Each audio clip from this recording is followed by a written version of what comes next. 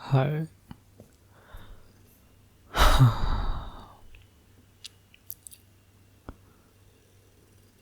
I need to do this. So this one is not for anyone but me. I'm honestly not even sure if this will go online or just stay as a voice note.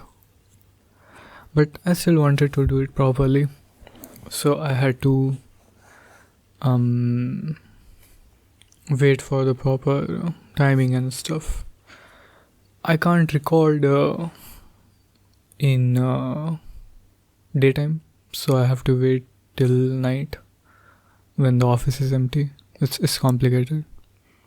And if you are listening, not you guys, but if you are listening, then I'd ask you nicely to not. Anyways, I have not been the best recently, and it's usually the same. I meet someone I really enjoy hanging out with, but I can't easily accept that they are not here forever. I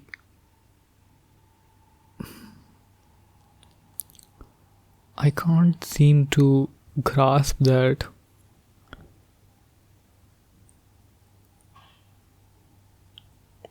I can't seem to be happy by myself. Not sure why, but I've thought about this a lot, and I just don't feel complete. I'm not sure what that means, but there is a, a constant feeling of, yeah, something is missing. And to be very frank, I do think sometimes it's just hormones or just mood swings or something. But sometimes it's not. Sometimes it does. I can feel it, the cavity, if you will. And it's so hard to find someone who is who not understands you but makes an effort to do so.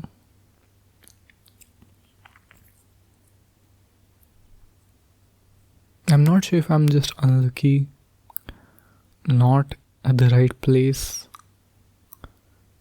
not worth it. I don't know what the reason is, but every time I find someone like that who I enjoy talking to, I find them drifting away from me in one way or the other. Sometimes it's a straight, clean cut where we just fight and it's over. Sometimes it's a slow burn where I know it's not going to go anywhere. Sometimes it's complicated.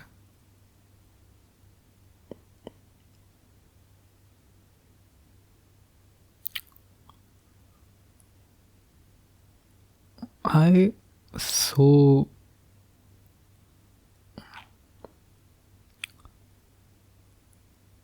so strongly long for someone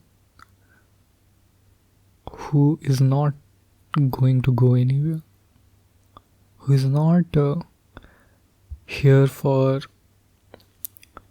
as long as convenient for them, but for lack of a better word, forever. And day by day, I just lose hope that that's going to happen.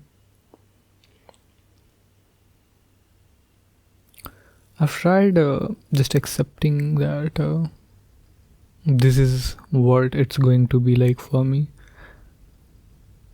and sometimes it's fine, sometimes I just accept it as bad luck,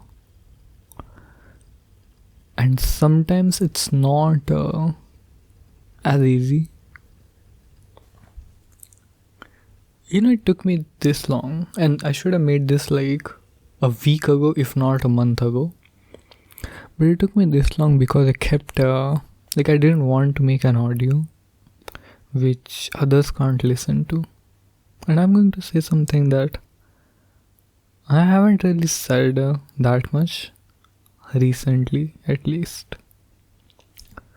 It's something that I decided when I was quite young, and I've lived by it as much as I could, at least.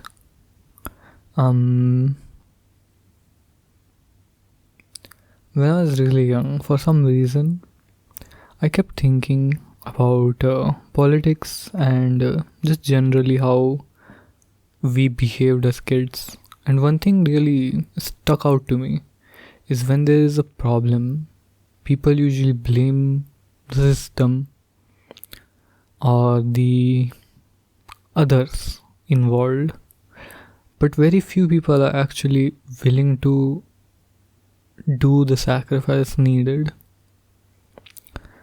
So I decided that wherever I could, wherever it fit, I would do that. That I would put myself in a place where, as selflessly as possible, I would help others. Where it was very clear that people didn't want to because nobody wants to.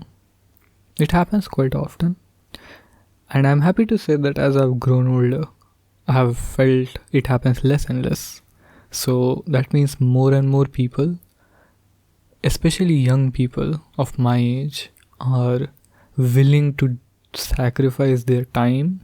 Not, any youth sacrifice or anything, but just that little bit of it to help others. And it makes me really happy. But because I've held this experiment, let's say, see, I also try to be selfless. So, not acknowledging it, not expecting anything out of it. It's fine otherwise. I think it does give me... Sorry if you heard that, just a knock on the table. It's it's mostly fine. I don't mind it. I don't have much ambition in my life per se. So it's not like it's getting in the way or anything. But there's one thing which is, I think, it completely distorted my what social norms are, what is normal and what is not. Because every time there was an action possible, I would think, is this the right thing to do or not? Whether or not it's the normal thing to do would usually come second. And let me give an example. I've said this before. I've been class representative for my college batch, which means basically between your class and your professors, you're the communicator. That's usually what it is, just a communicator. But I would usually try and solve whatever issues my batchmates had and try to keep them as stress-free, I guess. Sorry if you're hearing this, just me moving around. A lot of my professors said, some of my friends also, that I shouldn't be doing this. This is not really my job. But I realized that I do find comfort in it. Where, if it was for myself, I wouldn't really enjoy it. Or sometimes not even be physically be able to do it. find the energy to do it. But when it's for others, I do find it easier. It just gives me some sense of self-worth, I guess. But as I said, it completely distorted my sense of what's normal. Because sometimes what's right isn't normal. If you have a friend, there's only a certain degree to which you can offer to help them before it starts getting weird. This is why I love weird people in general. Not not creepy or anything, but just people who are clearly not. It's not easy to, I guess, pinpoint it, but you do see some certain, traits, I guess. I have noticed over explaining is one of them. My point being that because it distorted my sense of normalcy, I think I no longer fit in the society whatsoever, other than a surface level where I exist to help people. Beyond that, I don't think I can make a normal connection with anyone in real life via normal means, because I always connect to people either very strongly or not at all. And what happens when you connect with someone very strongly? They don't. It hurts. And I think I've had that happen too many times. I'm okay, by the way, just to be clear. No funny thoughts in my head. But this has been eating away at me for a long time. I also don't find the energy to seek out conversations or anything, any interaction, at least in real life anymore. I still can't believe I actually found someone who was. Because nowadays, everyone around me doesn't seem to share the same values. It's not like. Maybe it's. See, this is why I love this place. This online space where nothing is normal. As soon as people hopped into this train, this online world, normalcy, the idea itself, was pretty much thrown out of the window.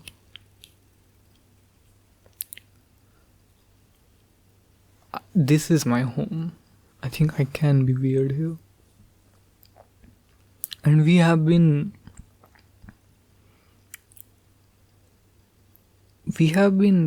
playing around with the idea of what's weird, what's normal for so long.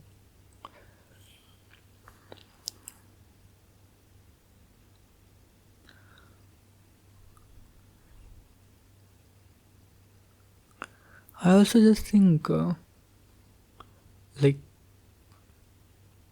I've seen people find love. And first of all, let me be clear. I have no idea why love. I'm pretty happy with the few friendships I have. But there's something, I think it's the same thing that some sort of, assuredness, some. I remember talking to one of my friends, and this was a conversation we had where I was trying to explain to her why, to me, friends are more than just friends. When I trust a person, when I like a person, I value their opinions a lot. But not just in a normal sense. As I said, I think my concept of what's normal has been distorted beyond repair. So I can't really differentiate between this is normal, this is okay, this is weird. As a result, I've also not been able to gauge what kind of a person I am. Well, at least. The other thing is that overthinking plays a huge part in anything I do. But when it comes to gauging myself, I can't do that because, unlike other people who just see my actions, I hear my thoughts as well. And I hear every thought that passes by. If I'm helping a person, I don't just see myself helping that person, I hear myself asking myself, am I doing this because it's the right thing to do? Or am I doing this because I want to feel good myself?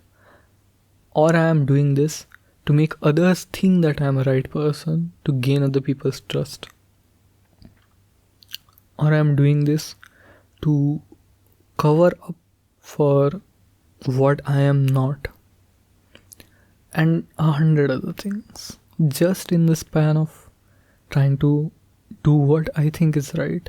Because it's very clear to me, as I said, very straightforward that what action needs to be taken. But in the process, I've lost what is the thought behind it.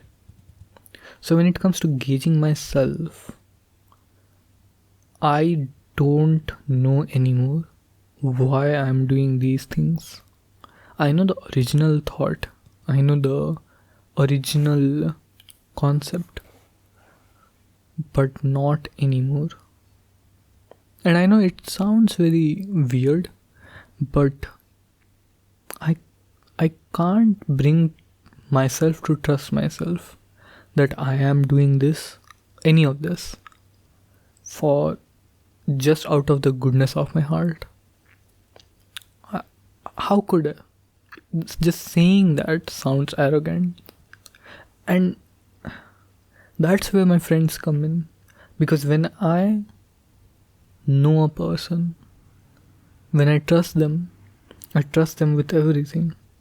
So when they say that you are not weird, or when they say that you are a good person,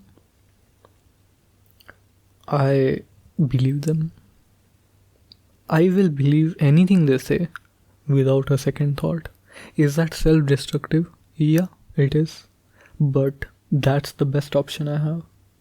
But the thing is that not every friend is here to stay. So I have not found that anchor. And that's what I think I'm looking for when I say I'm looking for love. I'm looking for a home, an anchor, around which I can perceive my world. There is a very, very beautiful visual I had. I've never finished it, like drawing it. But the visual is that there is a person who is blind, walking down a road. They can't see anything. They're walking down like a thin road, but they can't see anything. So they can just see their footsteps, and they're walking in a straight line because they're afraid that there might not be nothing to their left or right. And then someone takes their hand, holds their hand, and suddenly they can perceive the whole world through them. And I think that's what I need, what I'm missing. Just basic physical touch, warmth, feels shallow for me to ask, but it does feel like that's what I'm missing. Because I cannot rationalize why I would need any of this. See, I've given you the explanation, but I can't assure you that's correct. That's just a poetic interpretation. I can't tell you that. First of all, I can't tell you that finding love will in any way help me. I've experienced it from a distance. I've experienced it platonically. And from what I've experienced, it does seem like it would, but I can't say that for sure because I haven't experienced it. I've just seen it from a distance. The weird thing is, I'm so. Like, at this point, I care so little about everything else regarding me. I do care about anything else more than myself. Not in a arrogant way, but more in a careless way. It's not to say that I'm not, like, I still put up a face because I have to go to work, I have to talk to other people. So I'm able to do that. Let me check if the room is empty. I don't know why I suddenly had this feeling that the room wasn't empty for some reason. Anyways, I am able to put that face. I'm able to function as a normal person in society. Physically, I'm capable of doing that. When I know that, after that, everything sounds like an excuse to me. That I should be able to just get past it. What happened recently, I'm not sure how much I shared in the last audio, but losing a friend never feels like a small thing to me. And losing, the word itself has so many meanings. Did they die? Did they separate from you out of their choice? A choice that neither of us made, a choice that I made, a fight that we had because it was better for the both of us. Who knows? But whatever the form may be, it hurts just as bad every time.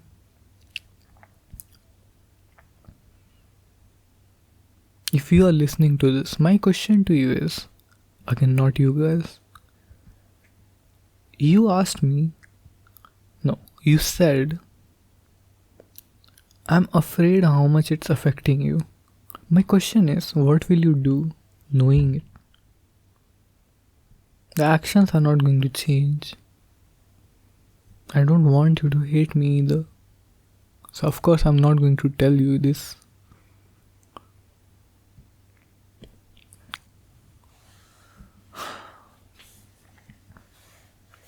Also, I guess, okay, before I continue with some more lighter stuff, again, this is not really meant to be a ramble or anything. More me just making a voice note.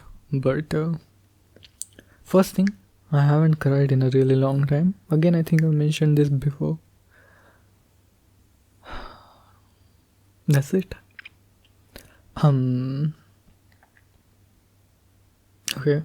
I won't be posting stuff to Pillow Talk Audio, rambles specifically, for the foreseeable future. The simple reason is that recently one of my audios got removed from Pillow Talk Audio.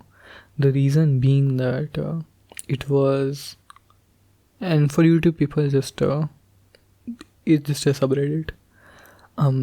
It got removed because it had you're not allowed to share life related stuff, life updates in Pillow Talk Audio. I had a discussion with the mods, and first of all, I disagree, but we can have disagreements without being mean to each other. I just want to be clear about that. But I did find it funny that the reason they said, which I knew that it was around that, I just couldn't find the words when we were having the discussion. But the reason they said it's not allowed is because they don't want people to create parasocial relationships in the subreddit.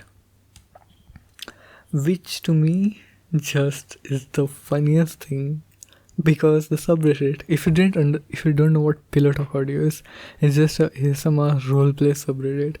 People share audios where they pretend to be each other's partners, friends, whatever.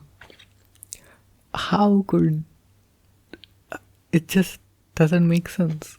Other than the fact that you can always circumvent the rule by pretending that this is all scripted.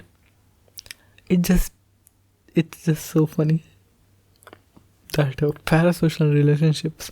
I have to check this. I wanted to earlier. Let me actually type it right now. You'll hear keyboard noises. If they are discomforting, I apologize. Let me see. I also have been using AI a lot. I need to discuss, I guess, with you guys what. Okay. Parasocial. Why are parasocial relationships bad? I know that they are bad by some,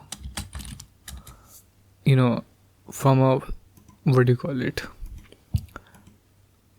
From some health standpoint, I do understand they're bad. I'm just trying to understand why. What is a parasocial relationship? As one-sided relationships or bonds with people you don't know.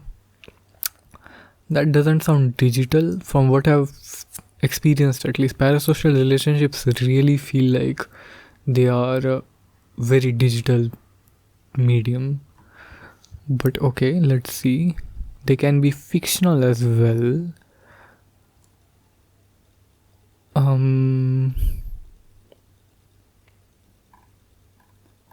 It just doesn't. Parasocial relationships aren't good or bad. They just are. It's best to think of them as a lens for understanding your mental health. The website is clevelandclinic.org/parasocial-relationships. It's not a hyphen, I think so. Or is it an hyphen? Anyways, it's so hard to type a M dash, by the way. I know people have been using it as a detector for ChatGPT, but I have been trying to type M dash in writer, which I think will just get me called out as an AI writer more now. But I have been trying to type just a normal M dash. Like, I've learned how to type it so many times, and there's no button in the keyboard you can use that. You either use alt codes or some weird some weird amalgamation of settings or something. It's so stupid. I hate it. Anyways, if your parasocial relationships feel overwhelming or they start taking over your life, you may have some underlying mental health challenges to address. Benefits: they allow for positive modeling.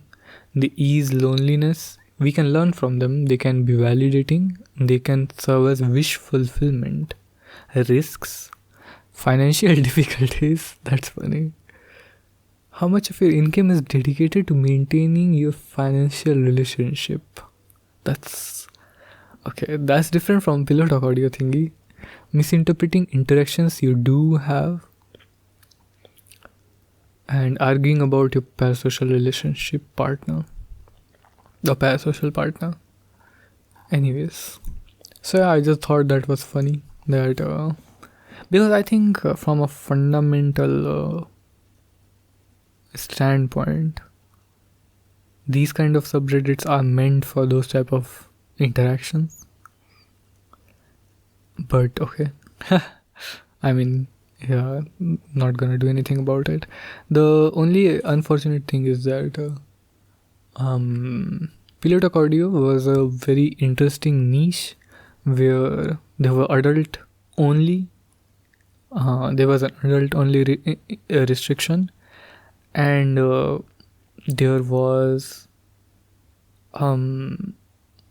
was this idea of comforting people or being comforted yourself.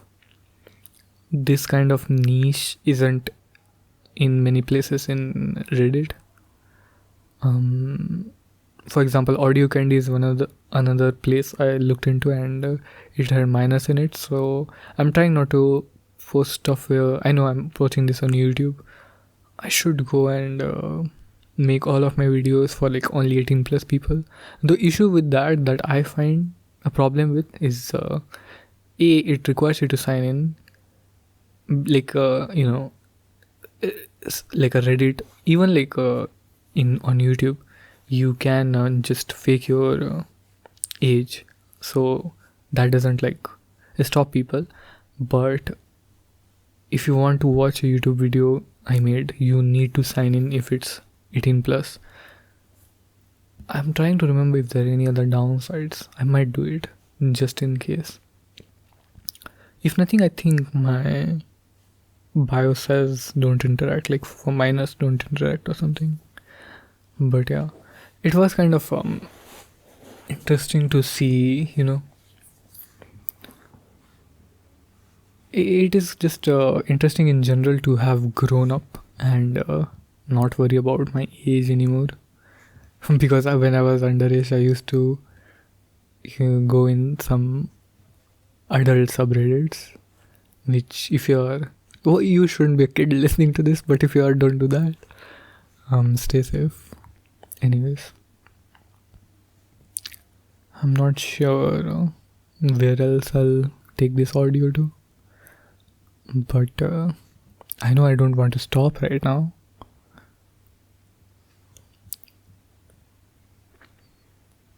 I do wonder, there is something very beautiful about finding a person who understands you to a very deep level, because at least I don't express myself that much in front of people I don't trust. I think at some point in my life, also if you hear something faint in the background, it's rain. It's raining, it's monsoon season. I'm in one of the most I'm in a city which is very very known for the monsoon street floodings. Anyways, I at some point developed a, I'm not sure, habit, value, something of keeping my voice down unless it's necessary, of valuing my words. At some point in my life, I did realize that I have nothing of value other than myself. I don't know how to explain this without revealing the context behind it, but basically, you can take away my clothes, you can take away my food, you can take away my shelter, but you can't take away my heart. You can't take away my voice. So, that is something I've learned to value a lot. So I speak very, which if you are someone who has listened to me for a while, probably comes off very odd. But I actually don't speak much in real life. Or maybe it comes off at perfectly logical. Because I don't speak much in real life, I speak here. Who knows? But I don't volunteer for stuff unless it's nobody else. For example, we were talking about this today, so it just came to my mind. But in my final year of college, some people were there was a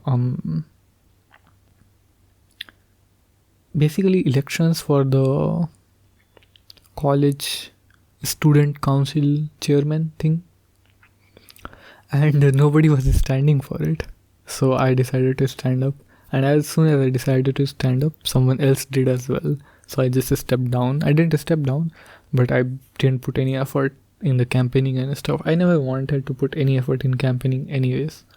I just wanted to stand up, so in case nobody else does, I'll get the council chairman position, and then the society will function, I guess. The intention was never to win anything. It was just to serve the college if nobody else is volunteering to. I think that's how politics should be. It should never be people trying to win. But I have learned that my political ideas are very alien to most politicians. Um, but because of all this, I've learned to speak very less and speak only when I know it will have an effect. So it's very refreshing to be able to speak to someone real. Not to say you're not real. Trust me, I have been clawing at my desk, just ripping my hair out to talk to you. No, it sounds parasocial or whatever. Let it be. Don't care at this point. But I have been waiting for this. Back to my point. Not real in the sense real, but more close. Someone I can see, touch, feel. It was nice talking to someone around me who was willing to listen. It's so rare to find someone who wants to be friends with me because it's hard. I don't let people easily be friends with me. I usually focus on making people be comfortable around me. If you ever meet me in person, I'm pretty sure you'll feel very hospitable. I'm not sure what the word is. But I don't let my guard down easily. I'll share stories, I'll open up like I'm doing right now. Because even after getting hurt so many times, I do crave the feeling that comes before it. It's like an addiction. So I will try again and again. I'll let my heart open for anybody who wishes to see what's inside. But not easily will I arrest my trust of perception of the world, my anchor to be someone easily. And because of that, I think people find it difficult to be friends with me. Some friends have had a few so far who will accept me as I am, which probably sounds very stupid, but I've had so many friends who keep trying to change me for one reason or the other. Not for like better or worse, but just for it's such a gentle, caring feeling to be accepted as you are, because the other person also has to then acknowledge your intelligence, that okay, if you are doing this, I trust you, you're not harming yourself. I don't drink or smoke, by the way, but similar to that, if my best friend, my best person was drinking or smoking, I would probably try to get them to quit it. But the point being that maybe I'm not the person I mean, I don't think it's a secret at all. All the people I admire, all the people who are my close friends, I do admire them, I do idolize them. To me, those are the people I want to be. They are so sweet, gentle, caring, thoughtful. I have lost all track of what I am, who I am. At this point, I'm just running based off of their interpretation of who I am. I hope it's correct, because I have no idea. This is one of the reasons I refuse to drink, because I'm not sure who will come out when I drink. I have no idea what kind of person sits in my head, because I listen to all the thoughts. and not all of them are normal, pretty, acceptable. So I'm not gonna trust any chance that one of those thoughts is from the real me inside my head. I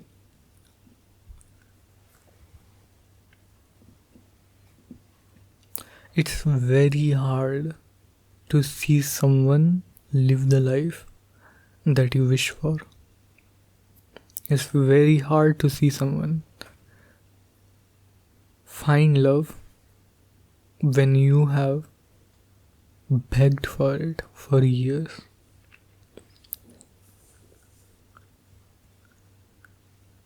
I I have just purely, I want to say I've given up hope.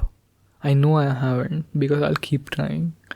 But I sincerely don't believe anything I do will change the course of my life. I think, at least in this aspect, I think it's just so luck based. There are 7 billion people, I think it's 8 now, in the world. Let me run you through the calculations. I do this like every month. There are 8 billion people in the world, right? 50% of them, roughly, already gone because they're guys. So we have 4 billion left. At least being 8 makes the math easier. Now, out of those 4 billion, you have like the top and bottom half. Let's cut them off because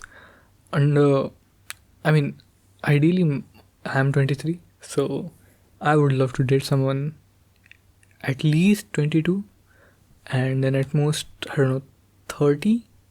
I wouldn't mind 30. So that's, if we say that 80 is the average lifespan of someone, let's say for just ease of maths, I give 20 to 30, right? So that's 10 years. So that's 1/8 of 4 billion. How much is that? Half a billion. 500 million, if I'm not wrong. So that's 500 million in the world. Now, out of those 500 million people who are single, women around my age, how many of them are already taken? How many of them will actually be compatible with me? How many of them I will like, and how many of them will like me back? I don't know how big of a number 500 million is. It is a pretty big number. But then I have to meet them. I have to meet some of them. I have to be in places where they will be around, or to be in places where they will be looking for someone to talk to, because unfortunately we are monsters and have created a world where women have to watch their backs everywhere they go. So that's a problem. I don't think India is a good place. See, I've said this before, I think, and I think I've misworded it. It's not like I don't think I can't find an Indian person I love. I already have multiple times. But the problem is, I don't think I'll find a person in India, because there is no place in India beyond school and college which I honestly just used mostly to grow up. Other than these two places, there is not really a place in India where you can comfortably foster love or find love. You don't really have a place in India where person like me would go to find love. So I'm here in the online world, apparently, banging my head against the wall. It's not like I'm doing this all to find love. Company is just as appreciated. But again, I think it's the sense of sureness, the sense of foreverness that I'm missing. And again, the physical touch part thing. I don't know how much sense it makes. One of my friends said something so profound to me. It blew my mind. She's in a relationship. She said, we were talking, and I said, you know, I don't understand why I want relationships, specifically why I want there to be a physical aspect to it. I find it very shallow that I want it. That part of the reason I would want a person. Like if I went to if the base of my relationship is, it starts from, or at any point has the idea that I want to be physically intimate with you, I would find it shallow. She said, I don't think physical intimacy is shallow. I think it's really deep, because I think it takes a lot of courage to be so close to someone that you can be bare in front of them. And I think that did open my eyes that okay, maybe I've been looking at it in a wrong way. But you know what's worse than this? The thing that's worse is the person who said this to me is no longer close to me. Do you understand how gutting it feels to know that someone who shaped the way you see the world is actively trying to push you away? How am I supposed to trust anything that they said about me, all the good things that they said? How can I trust it, knowing that something has happened? Maybe it's situational, maybe I've become a person that they're trying to push me away, doesn't hold up anymore.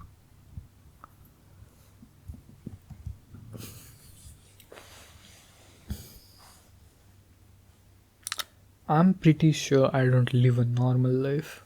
I think it's pretty evident. But I would be fine with it if I don't understand. I wish I could. This aspect of it, this need of wanting to hold someone else. Why does it have to be gender based? That's the weirdest thing about it. Why does it have to be a woman? I do have like a vague understanding of it, like all the women I've met are like, all the people who have connected to me, understood me, made an attempt to do so, have been women. Don't get me wrong, there have been women who have done the exact opposite as well. But by nature of the world we live in, have interacted with more guys than I have with girls, but have connected with more girls. So maybe it's something to do with that. But there's also clearly a biological, some primitive part of me which does find women attractive and not men. And that again is what to me feels shallow. That shouldn't be the reason I'm getting in a relationship. But it doesn't make sense to me.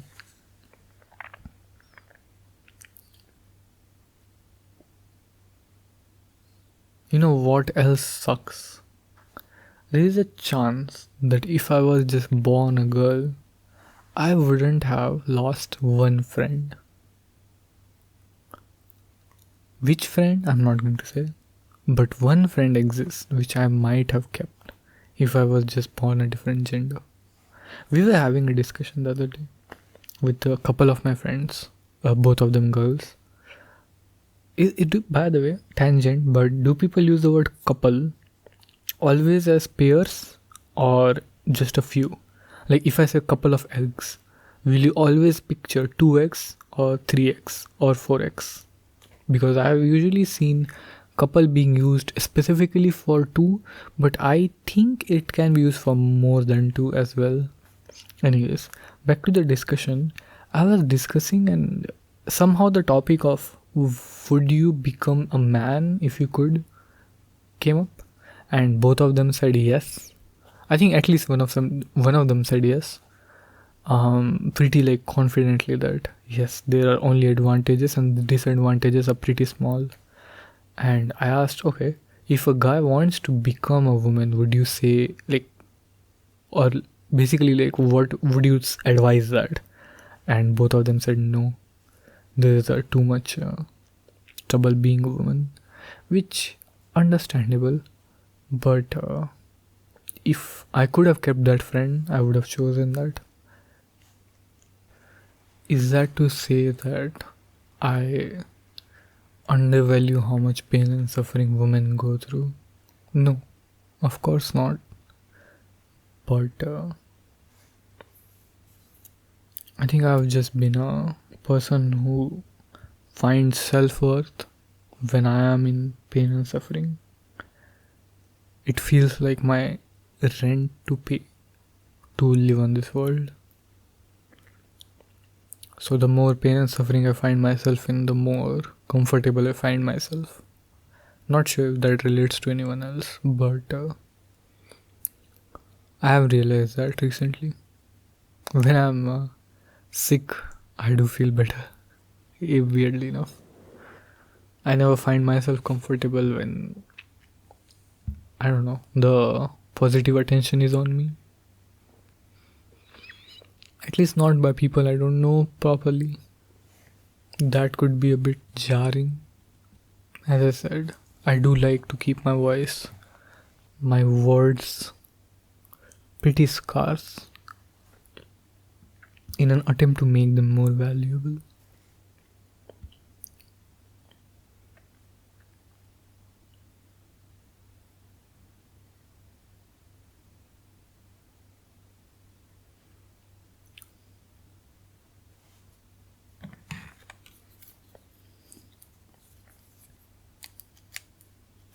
I was talking about using AI.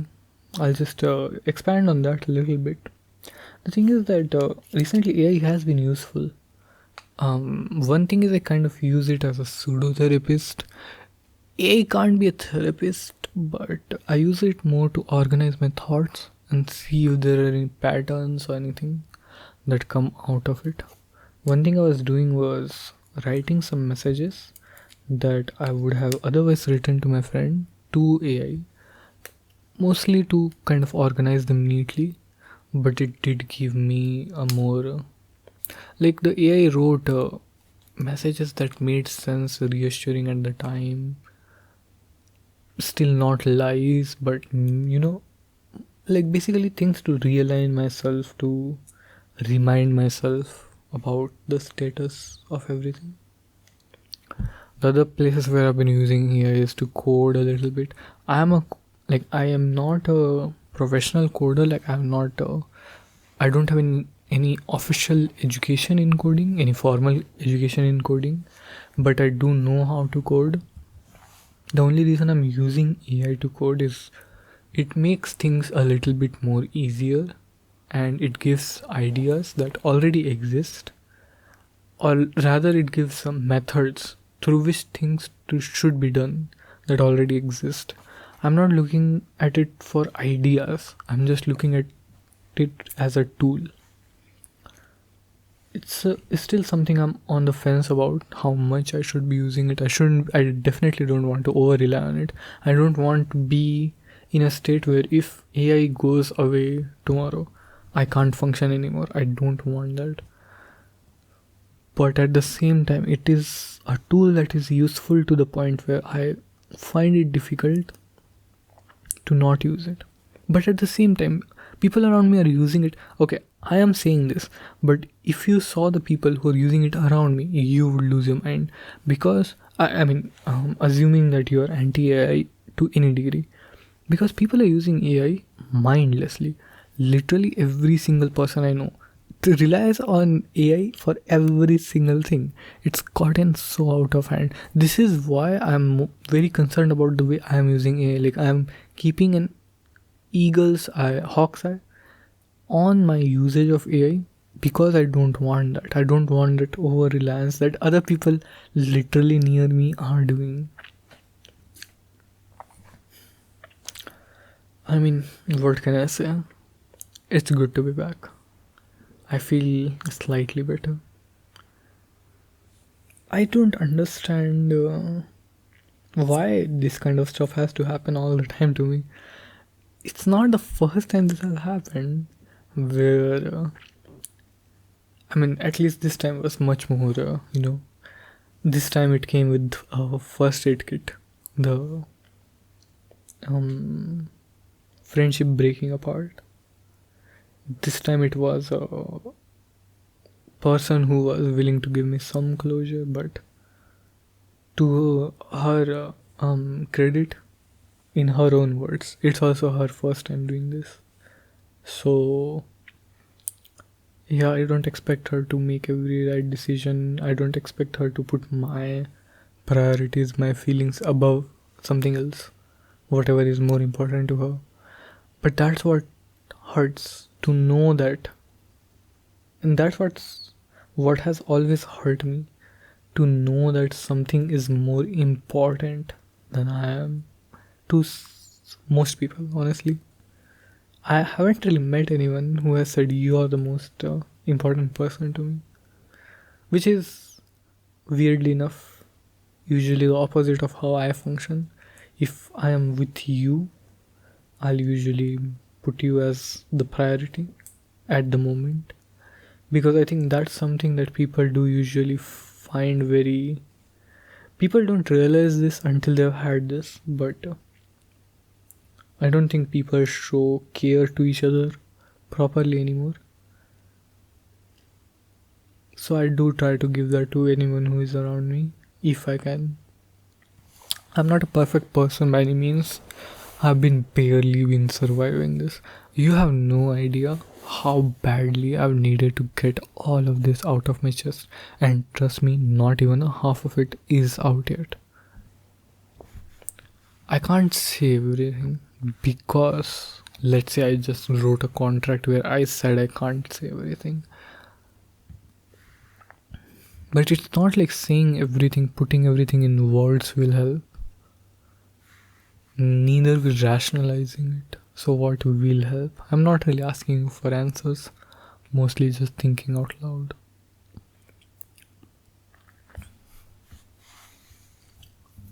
My heart literally feels like it's aching. Like I can feel it beating and then aching with every beat. I hope the audio is good.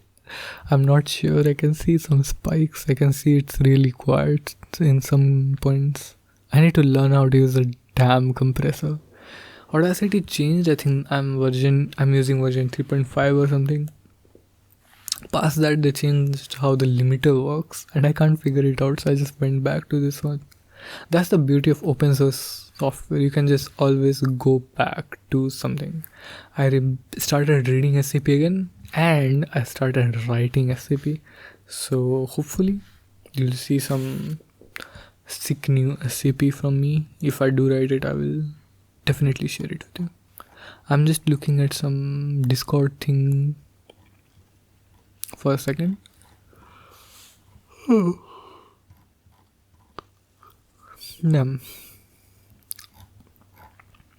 Already feeling sleepy.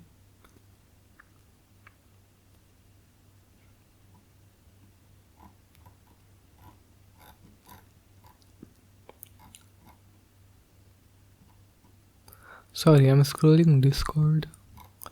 My consciousness should be back in a few seconds, honestly.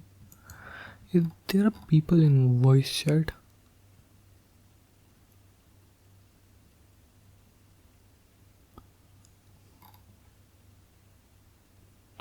one second, I'll be back. This might be funny. Okay, sorry, I went to troll someone in Discord. Was I have this streamer Sideshow. I was in his Discord channel and just went to a voice lobby. I unfortunately can't connect to anything because I don't have a VPN. It's complicated, but yeah. I'm not sure if I'm dragging this whole love thing too much. That's the thing, I've heard so many things about it. I've heard a word of caution that don't expect too much out of it. That maybe once you find it, it won't fix everything. I've heard it will fix everything. I've heard it will change your life. I've heard countless things. And I'm not sure what to do with anything, any advice that I've gotten. I don't know. Whenever I see someone who is first of all in my day-to-day life, I'll see like I live in a not live but like I live near a campus and I travel in and out of a campus. So I'll see a lot of people around my age, and I'll see a lot of girls around my age, and for like 40 of them, I'll just think in my head, oh my god, she looks gorgeous. And this just keeps happening. It's like a disease. But anytime I find someone who thinks like me or who thinks like someone I like, I would try to converse with them. I would try to make conversation with them, but it doesn't usually go anywhere, and I don't expect it to either. You know, I again partly due to I don't want it to be where I am doing something out of ulterior motive, especially a selfish one. I'm very tired, not just physically, which I am, but I think the concept of just being is tiring me out. Again, as I said, no funny thoughts, don't worry, I'll be okay. The only question I think is, yeah, I might not, you know, like I'll be still here, but on the inside, will I have just turned into an empty husk?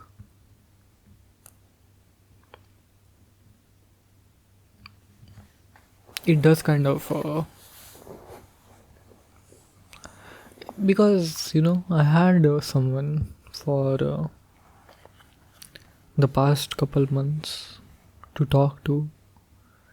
When you have someone where every time you see something funny, you think of them.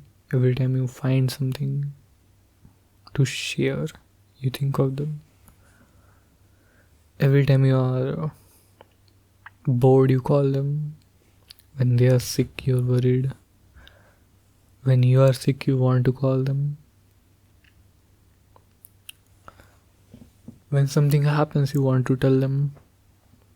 And see, this is my point. Doing this to your friend, is that normal? Is this not normal? Why is it not normal? I don't know. I have lost that concept. Because I think it's not normal. But then why does it feel so good?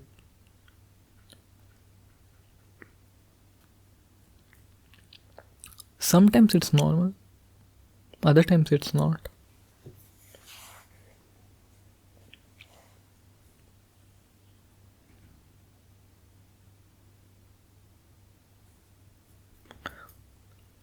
None of this would be a problem if I had someone to do this with.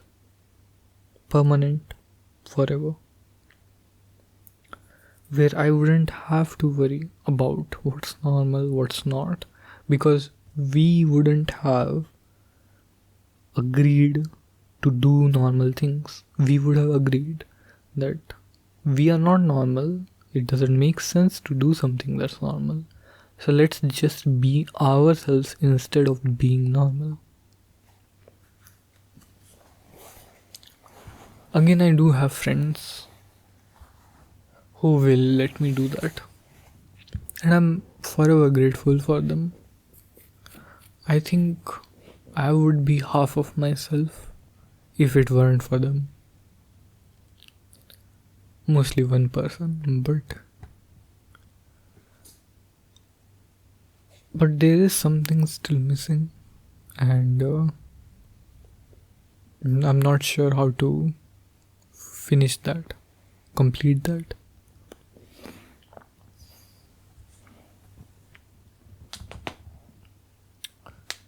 That's my elbows cracking. My elbows have been cracking like louder and louder every time now. The way I crack them now, I used to flick them, loosen my arm, touch my shoulder with my finger, like loosely. I'm not pointing or anything. I'm just letting my elbow hang above my head, and then my fingers just happen to touch my shoulder, and then flick them, straighten it out. Nowadays, I just straighten my arm out, stretch it and twist it a little bit, and the elbows just crack themselves. It's insane. Don't have to do flicking anymore. I mean, I can still do it if I want. Also started playing Far Cry 3. I need to start playing Emily's Away. I need to recommend that to my friend also. But Emily's Away, do play it. It's free on Steam. It's for PC at least. I'm not sure if it's for any other platform.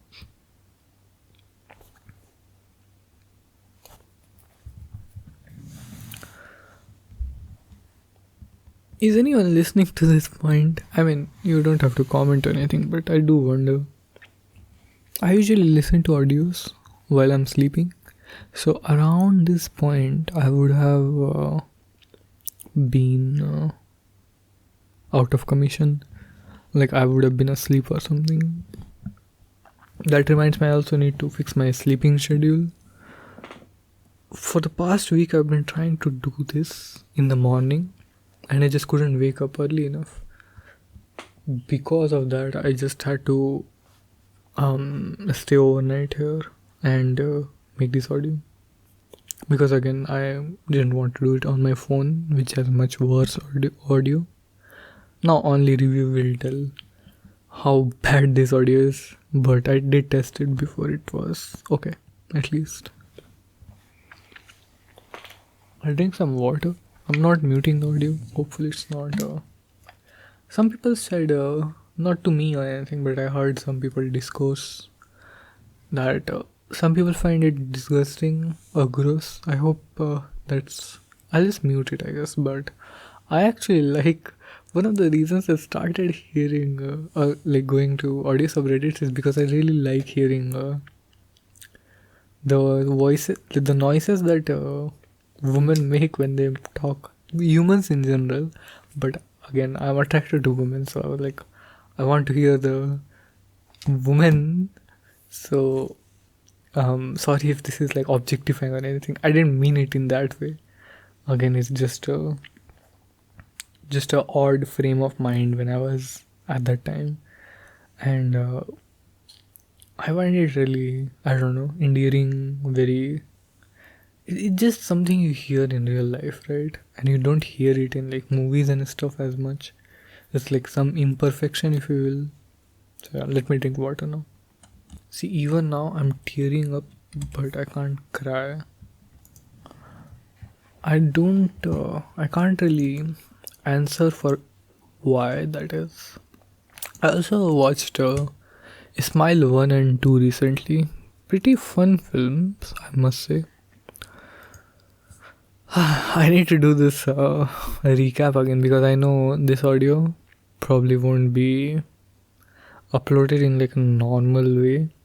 I already have like a cool, edgy way of putting the audio where it's like just some flowers and no title, only one word title or something.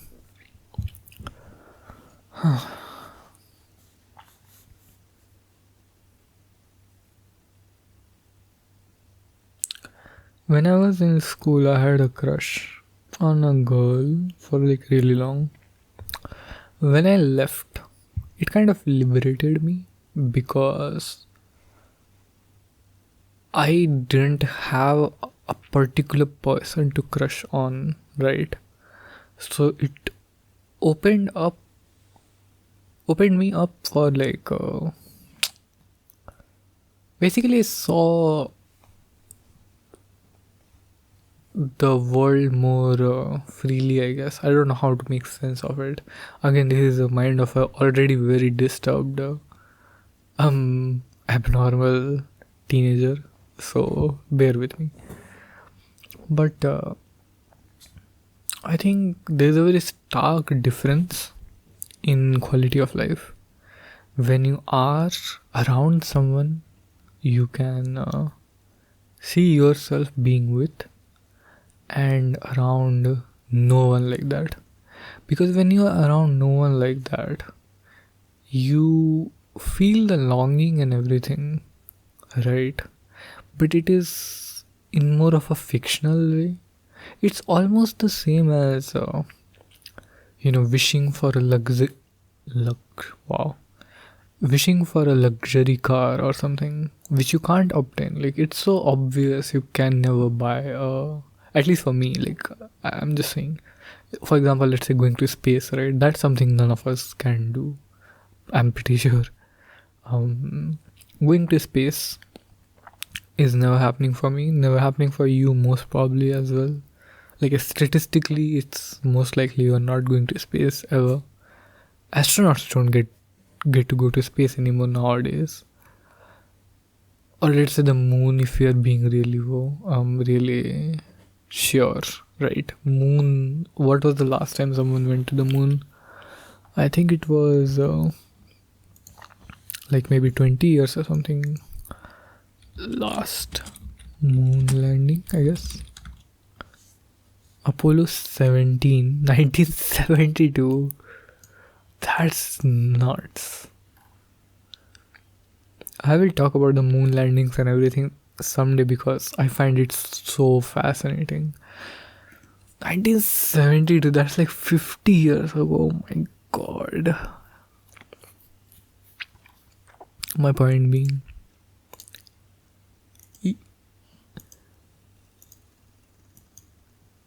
that's what it feels like. Oh, I can't get this thing anyways. I have seen it in fiction. Some of my friends have said they found it. Whatever, I don't believe them, let's say.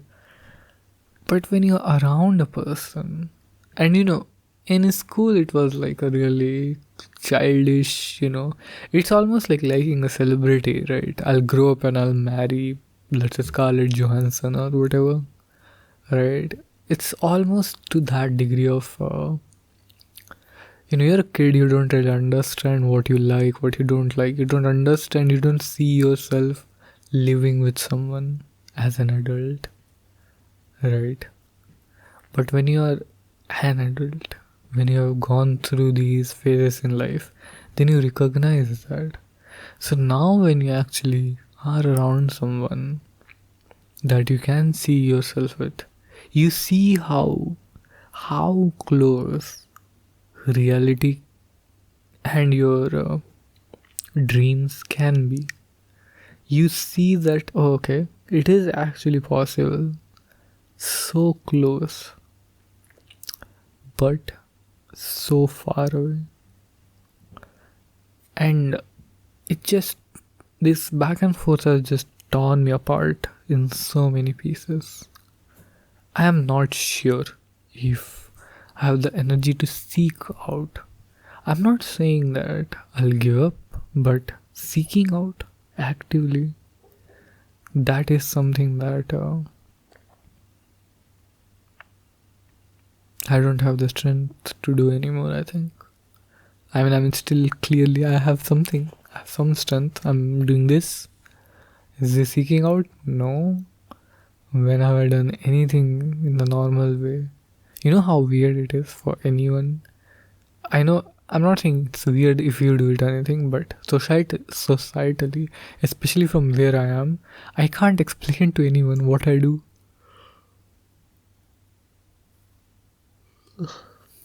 It's not something I can explain. Also, I've been really, really enjoying some putting in background some kitten cams, I highly recommend it.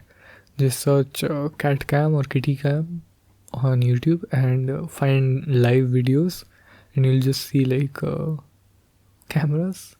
Oh my god, these kittens are just sleeping. They're so cute. Or they are feeding on the mom. Ah, my point being that. One second. What is this game?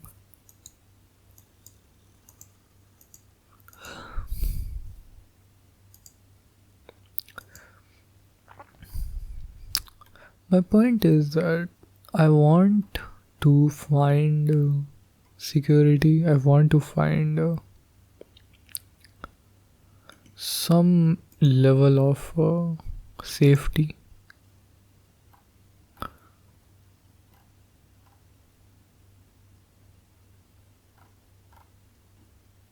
I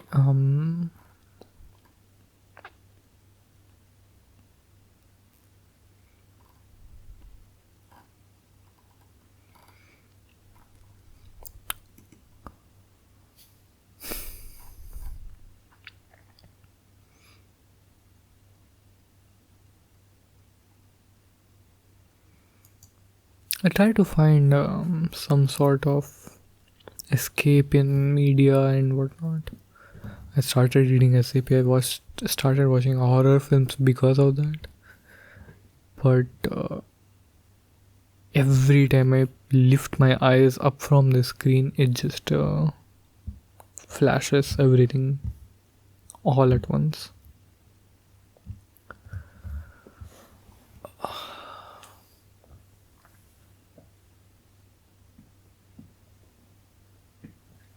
At the very least, it's really, really good to be able to say this out loud. I'm not sure how many people have a privilege or have figured out that you can just do this. One bad thing is that the fact that I even need to do this. But okay, I guess baby steps. Not sure. Is this what therapy feels like?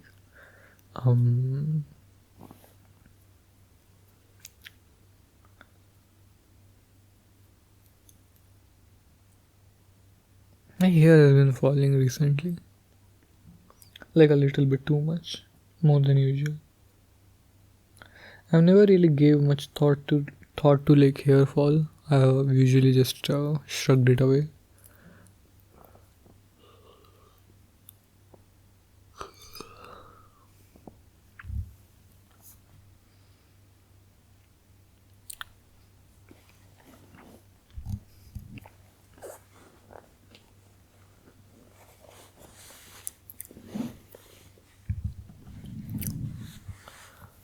I do wonder, people who have lost their loved ones, these are like stages of it. I am not really close to a lot of my relatives. When people usually say, I think typically when people say loved ones, they mean their relatives. I do use the word very specifically for people who I love. So that doesn't really count most of my relatives. But if any of my relatives were to pass away or just be distanced in general, I wouldn't really mind because I'm not really close to most of them. But to other people, your loved ones, like the people you actually love deeply, who have lost, first of all, sorry. I cannot imagine how that feels. I've tried to imagine. I've read some stories and whatnot. I'm not sure if I could survive something like that. People do, I know, but I mean, this is just a friendship for 2 months or something that I've had to step away from, and that has just torn me to pieces. I cannot fathom what actually losing someone who loves me back would do to me. That would just drill a hole through my ribcage. I'm very certain. People who write these stories, like fictional stories, are sick people, by the way. I read some and oh my god, they are just. Might as well just tie me down and torture me. I also watched The Autopsy of Jane Doe, by the way. Interesting movie. Um, wouldn't really call it scary necessarily, but interesting for shit. And lots of huge amount of gore. Not just gore, but I wouldn't call it body horror. I mean, it's called autopsy. Autopsy. Of course, it has some body gore or something, but it is really interesting, sort of. I really got into the lore of Smile, the movie series now that it is. Smile 3 is coming out, Severance season 3 is also coming out at some point in the future. I'm just waiting for these two. I do enjoy them quite a bit. Smile, I'm not sure if I enjoy or I just got infatuated with it for no particular reason. Severance I did enjoy quite a bit. What's her name again? Brit Lower. I believe she pronounces it Lower. She looks beautiful. She looks gorgeous. Her big eyes.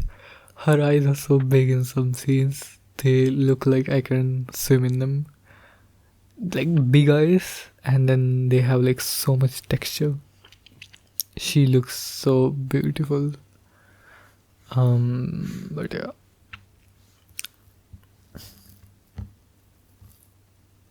What is it about humans that we need to say stuff like this?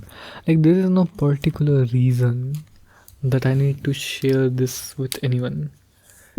And especially, there's no reason I would feel, better or something after sharing something like this. Then why do we share stuff like this? Because if I'm asking these questions not like just out of hypothetical or anything. If I could understand and if I could solve this puzzle, if there was a way I could just stop myself from having these needs, I guess. Because I don't want to. Who wants to, endlessly rely on people? If I could be, not in the sense, I don't enjoy it. Of course I do. But in the sense of, I don't want to burden other people. I don't want to burden other people. Nobody wants to be a burden, right? Even if we know, I know that I would never consider if I had even my friends, like my friends who I do have, I would never consider them burdens. I enjoy helping them out whenever I can. There's no burden there. I do that all the time anyways because of just the experiment I guess I have going on. But with friends it's pleasure, it's enjoyable. But I can't, even if I could believe that for them, I wouldn't want to be a burden anyways, right? You don't expect people to like it, even if they do.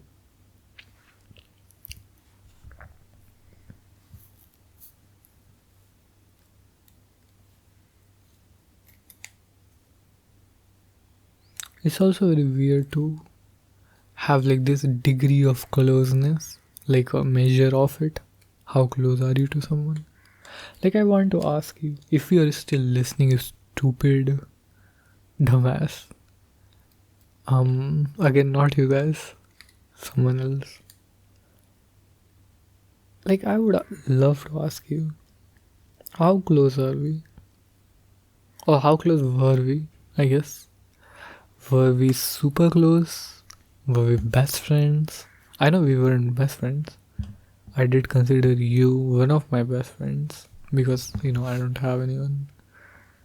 Um,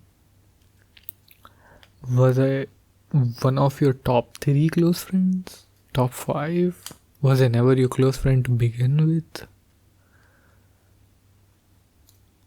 I remember everything you have said to me.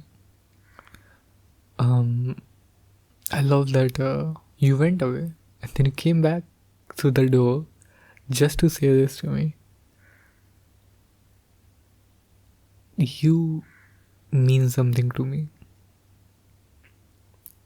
Whenever I feel some doubt or anything, I do try to remember this moment, this scene in my head. That you won't forget me. I mean something to you. Thanks. But I do wonder, mean what? I'm not sure why I care about it. Why do I care? What I mean to you? Why should I care?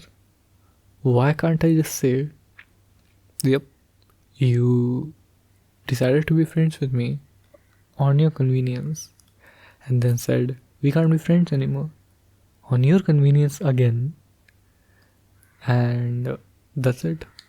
Why can't I just hate you? You asked the same question, why can't you just hate me? It would make things easier for the both of us, I agree. Why can't I just say, okay, that didn't turn out the way I expected, but I never in the first place intended to be close to you anyways, so let's just do what I actually intended, which was just to treat you like an experiment and treat you like a friend, see what I can talk to you about and stuff. Why does it matter now that we did grow close?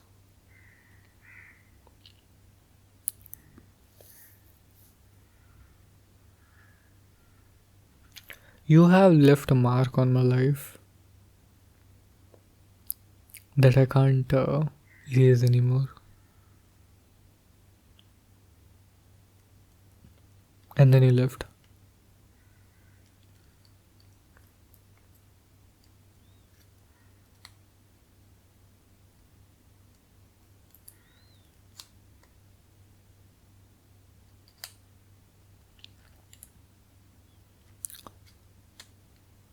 I will endure this. Don't worry. You won't see this unless you stupidly choose to by opening this video. But you won't see this pain. I try at least.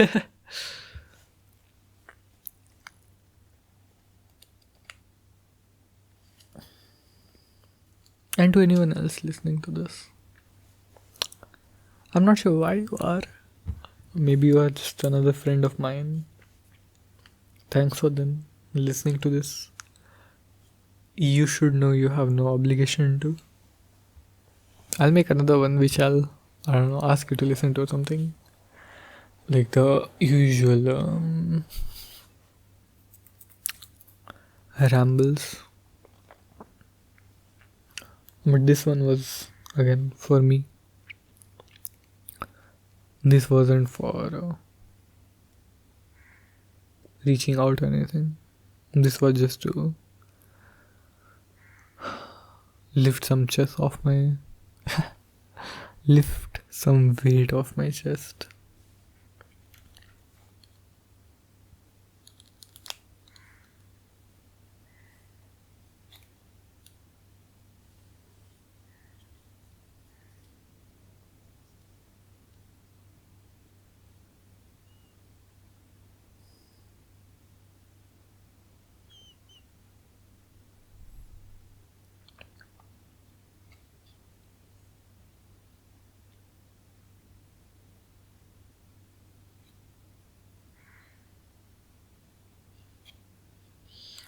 It had been, I think, 2 years since I had hugged someone when you hugged me, like last month or something. I don't know when or if you leave. I hope you stay, even if it gets awkward. But when we do go our separate ways, I hope you hug me because I will need something to remember you by. And if you don't, I hope when I do inevitably come looking for you, like 5 years later or something, I hope you hug me. And if you don't do that, even then, I'll just take it as a sign that I had a bad read on how close we were as friends.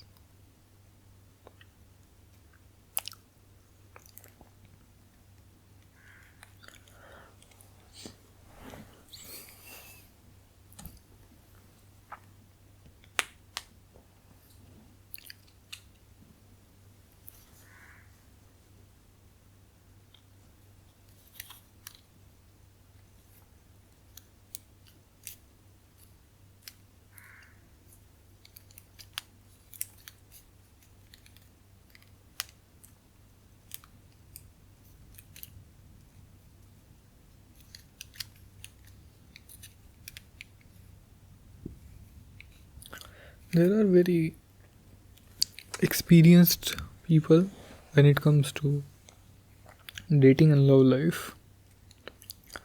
Like, you know how weird it is that I know people who have found their life partner by the time they were 22 or something, and I'm 23 and I haven't been in a relationship.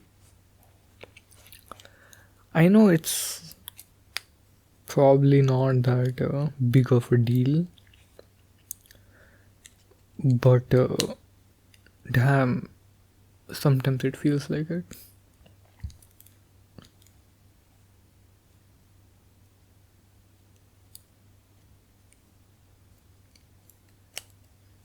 I do think that there's a very good chance I will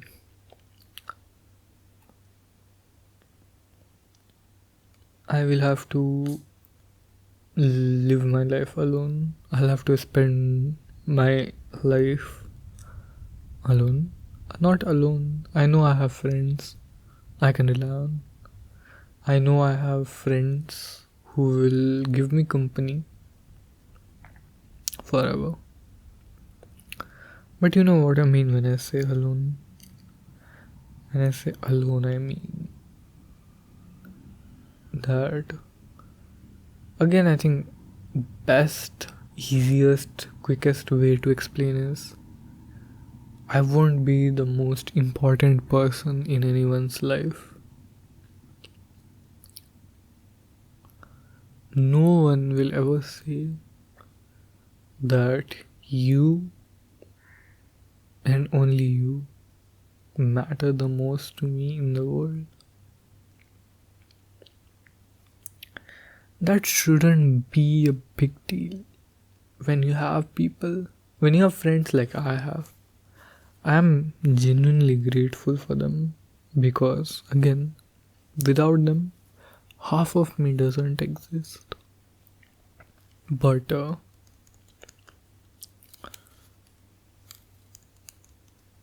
I do wonder when I say this because I do know that one of those friends does listen to this. So I do wonder if they understand who I am talking about. I really hope you do. I really do. Unless it creeps you out. That I hope you don't. See, again, I don't really understand what would creep someone out and what wouldn't. If you were someone's friend and someone said this, would it creep you out? I'm not sure. If I think of it the way I usually do, which is I just apply it to myself, It wouldn't creep me out, it would make me happy. But then again, I'm just a bit weird, so I don't think I should apply that everywhere. Sometimes it makes sense, sometimes it doesn't. Anyways, my point is that even though I have friends like that, that that makes me feel, all the more I don't know, selfish, ungrateful when I think of this, when I latch onto this one thing. And then there is the physical intimacy thing. Not intimacy, even just touch. I think just warmth of a human. Why am I don't understand why am I so stuck up about this. I should make some coffee. I actually bought like a jar of coffee powder and stuff to make coffee, like sugar. Water is always there. I don't really like I the only reason I'm having coffee is for having coffee, not really taste or anything. So I don't really care about the lack of milk, I guess. I should also make, I could also make cup noodles. What time is it? It's 2:33. I will try to go home in the morning at around 7 or something, I guess. 7 makes sense. 7, 8, something like that.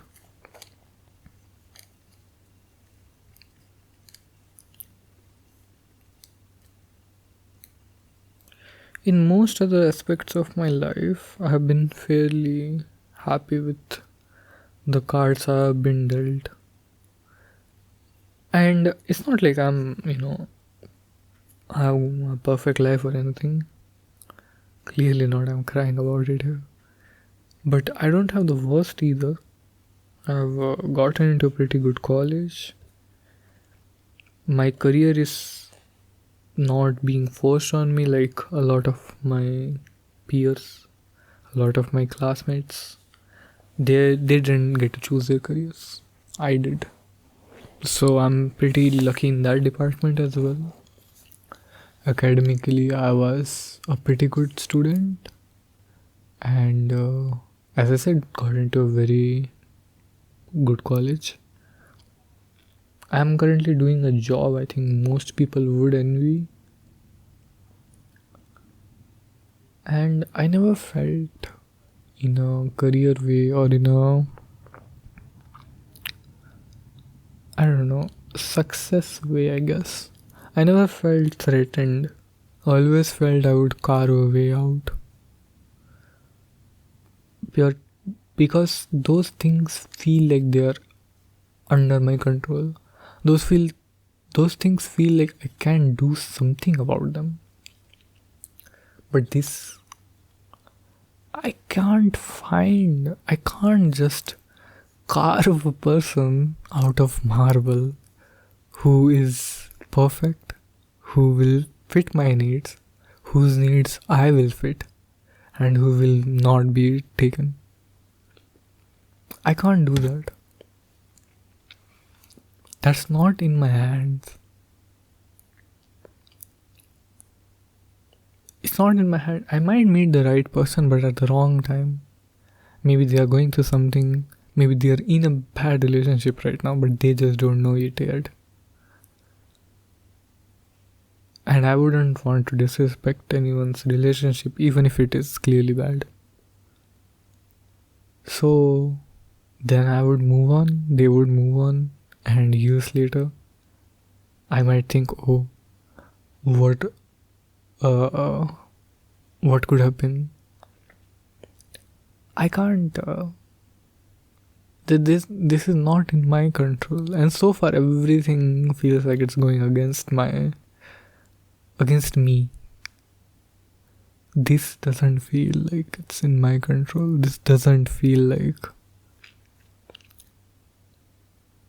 I will ever get a good hand.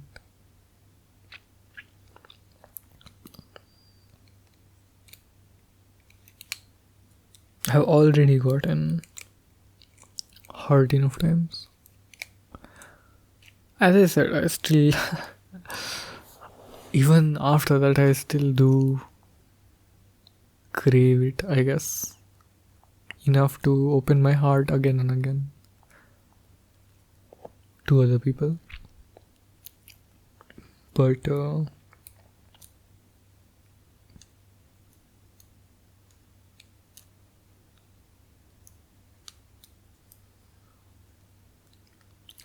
I do think it's reaching a point where, as I said, if I hadn't seen this, so up close,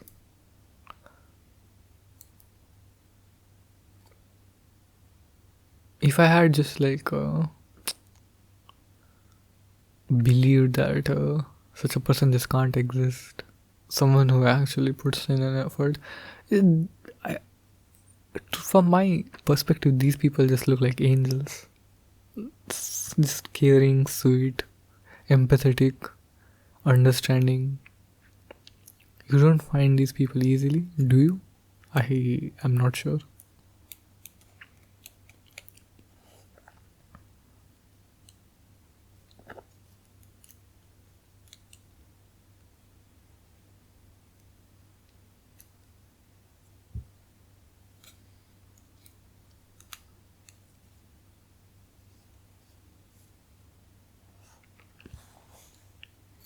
It's a very odd thing, but I've noticed that I don't really like people who are very confident.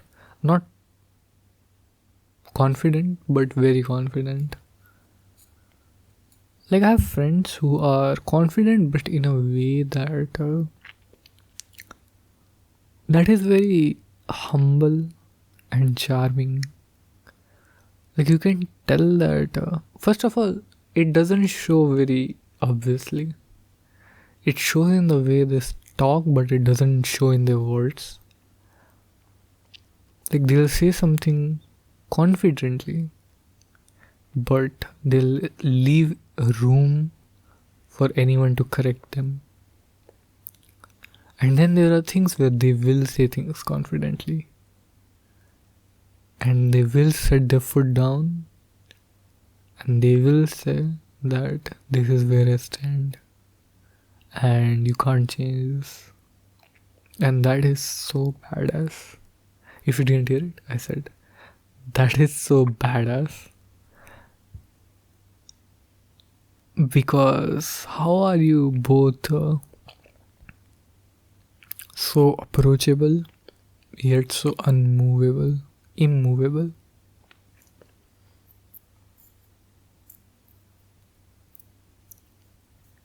That is a quality only angels can have. That is my favorite character trope as well.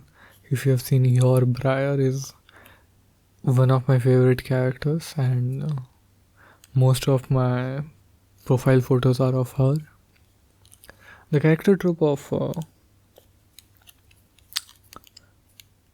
pretty much harmless person most of the time, but if you force me to, I can be harmful. I choose not to be. I can be confident. I can be smart. I can be hurtful. I can be arrogant. But I choose not to be.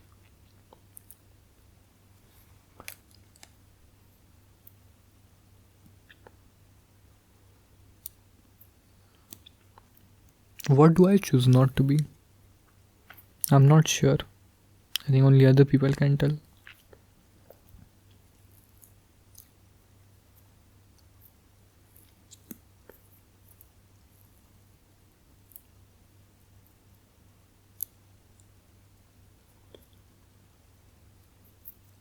I'll be back. Just a minute. Hi again. I made some coffee. It's just water with half a spoon of coffee powder and 2 spoons of sugar. I'm not sure if that's normal or not, but well, that's what I'm having. It's not even heated up, it's just cold water. I like it though. I'm not even sure if the coffee is doing anything. Like, the purpose is to keep me awake while I'm overnight staying. But at this point, I'm not even sure if it might just be brown coloring at this point. It does have the coffee taste, but I'm not sure if it's doing anything more than that. Again, sorry if you can hear it and it's like gross or anything. Okay. I do feel better. Will I feel better tomorrow? That's the big question, because, I need to be okay in front of everyone. This is where I get to be not okay, I think. Still, I was thinking that a lot of thoughts are way much more filtered out even here before they come out of my mouth. In my mind, they were much more aggressive. But we do need some sort of filtering, right? There's a common, not a common, but like there's a trend nowadays that people will say, oh, I'm brutally honest, I have no filter or whatever, proudly. I don't think that's a good thing, personally. Having no filter in certain scenarios is sensible, but it's a sign of having a filter is a sign of knowledge and emotional sensitivity, I think, which I value at least. So,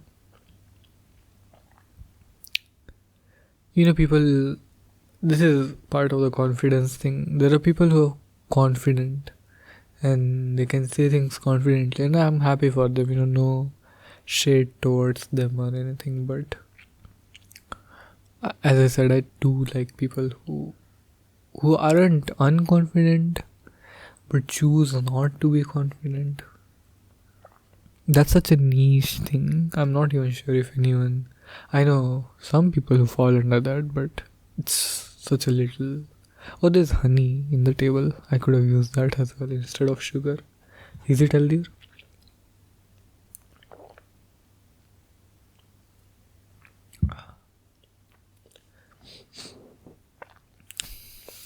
I need to talk about Valorant as well. A tournament just happened, but I want to talk about it in a separate video. Should I just say a little bit? This was such a fun tournament. The grand finals was fun. A team that has been trophyless, like without a trophy for like 4 or something years, just won the some teams who were supposed to be top 3 or something lost immediately as well. Teams that were supposed to lose immediately, they finished top 3. This was such a fun tournament to watch. I do want to play Valorant again, but I don't have VPN. I have a lot of excuses, trust me.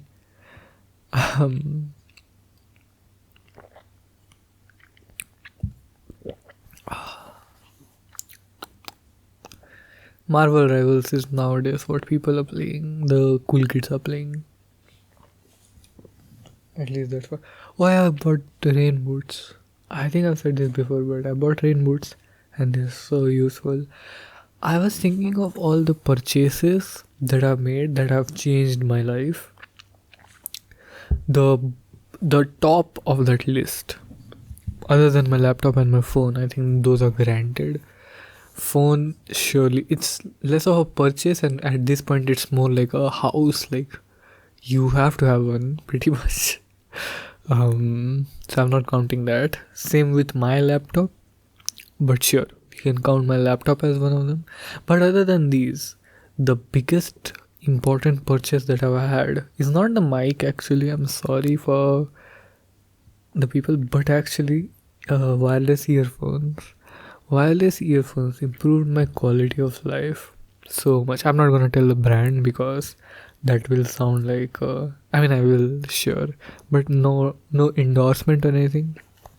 But I have one plus Nord Buds or something.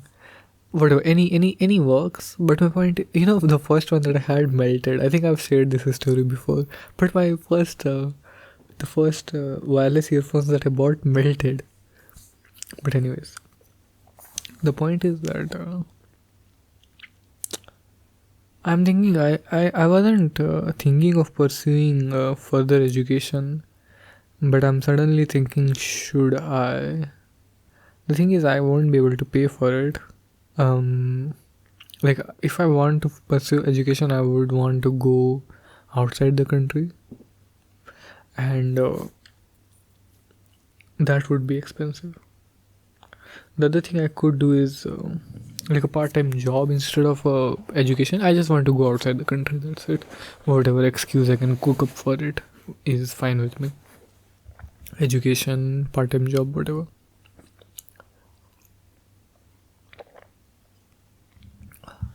So as I was saying,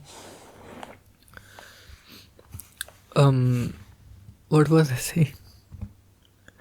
It was about, oh yeah, so the first earphones that I bought,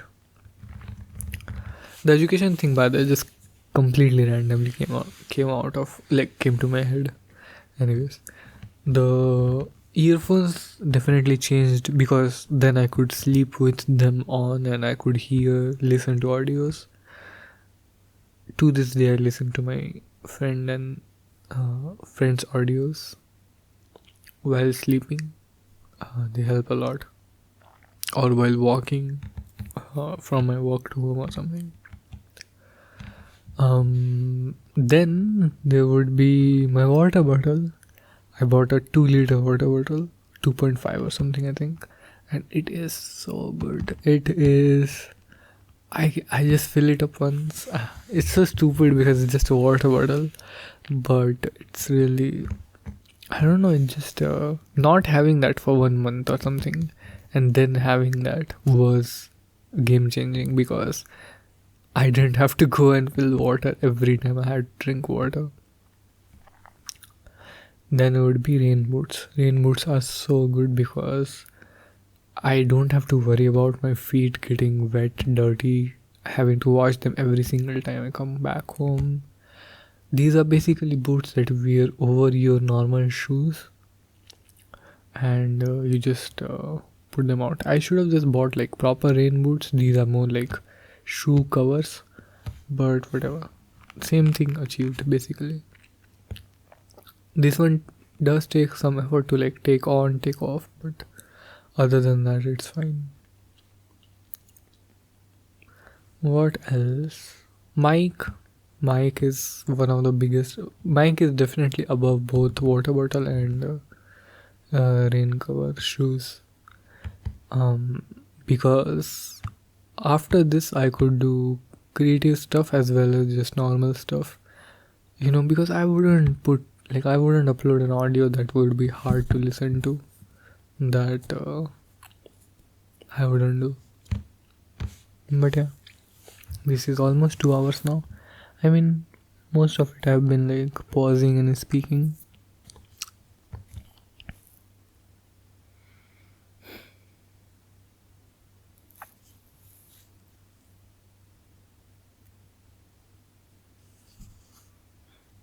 Part of the reason I made this whole channel and everything was also so that if anyone stumbles upon this and thinks, oh, this person sounds like they could be my life partner, someone could listen to this and I don't know, approach me or something.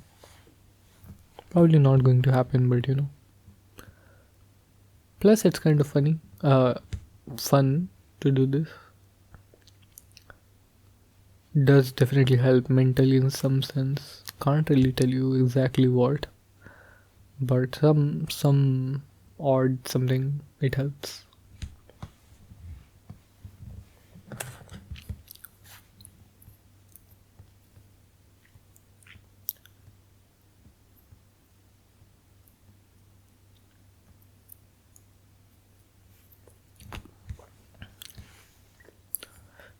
Do I feel hungry? I can make cup noodles. I'm just thinking, am I hungry or is it just a lack of things to do?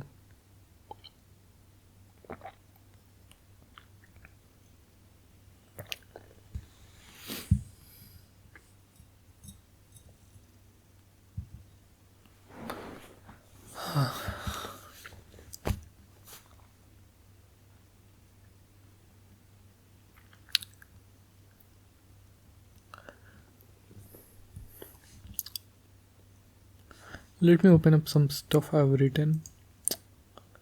See if we can read some of it together.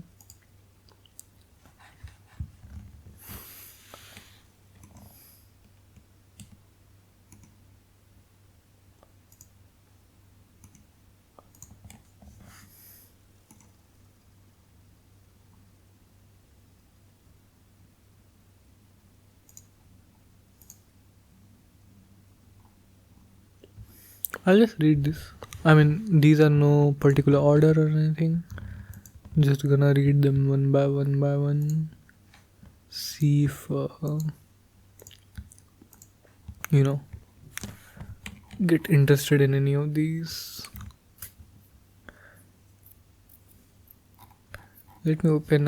So I wrote a couple of like messages and stuff. I actually had a quote unquote censored version of it as well, so that it hides any important details or anything between us. But I will just read the couple last few ones. Okay.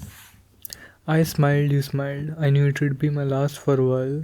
I still can't believe waving at you. This might be the last time. I hope it's gonna be easy to forget. At least I am good at not shedding a tear. Sitting on the stairs, wearing my glass shoes. I hope we'll meet again to share another beer.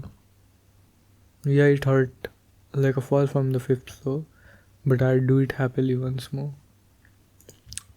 Unfinished, I guess. I should copy paste this somewhere so I don't lose it.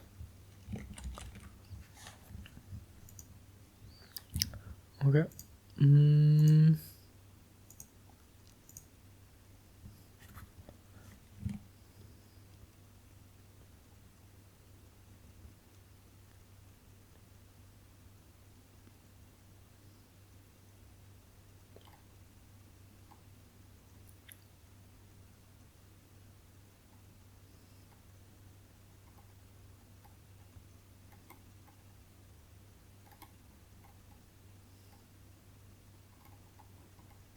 I'm here, just checking.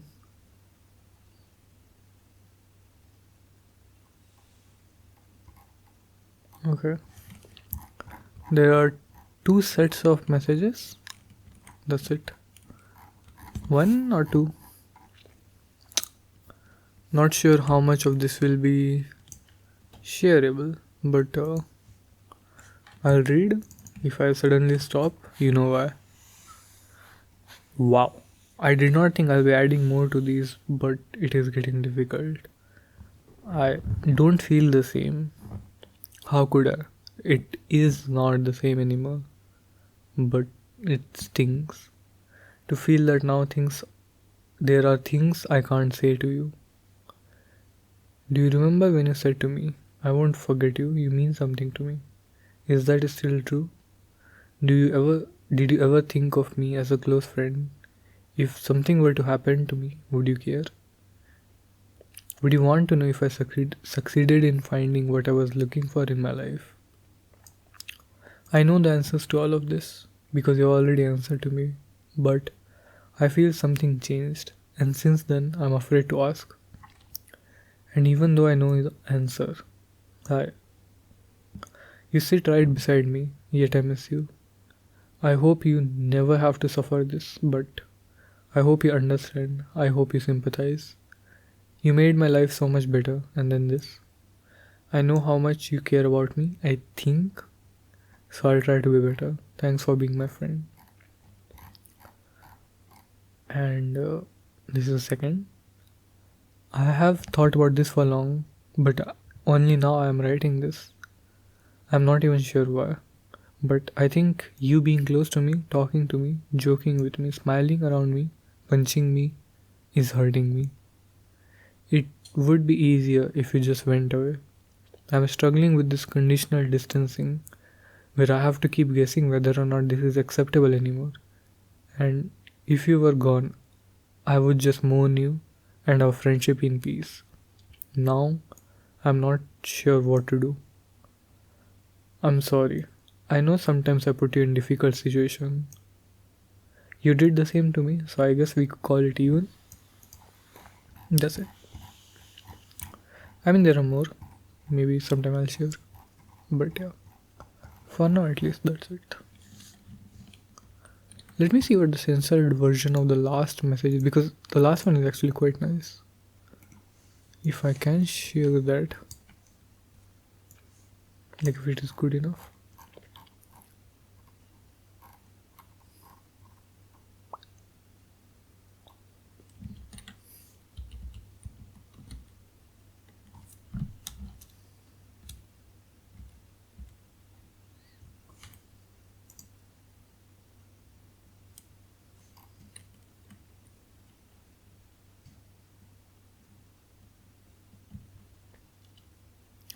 You're one of the loveliest humans I've ever met. Loser of a friend though. How could you? So easily? I need to drown myself in something, work or entertainment, or I won't be able to survive. I genuinely think I should quit the job as well. I was thinking of it anyways. This is all the more reason. I feel like I'm overreacting. But did I not lose a loved one? Did I not lose my best friend? You say you're sorry, but you haven't seen how much I've gone through. I can't I can't help but both appreciate you and despise you. I wish we had longer with each other. I wish we had each other. I had you. Fuck you and fuck off. I will miss you. Love you and take care. I think that's it.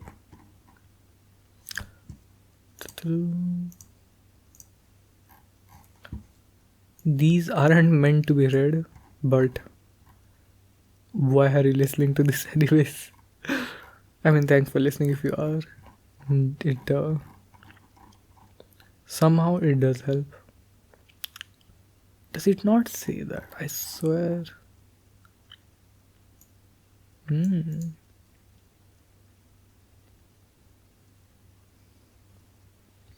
I do love that line with the swear words. See, I don't usually swear, but when I think it's good, so I do. It's fine.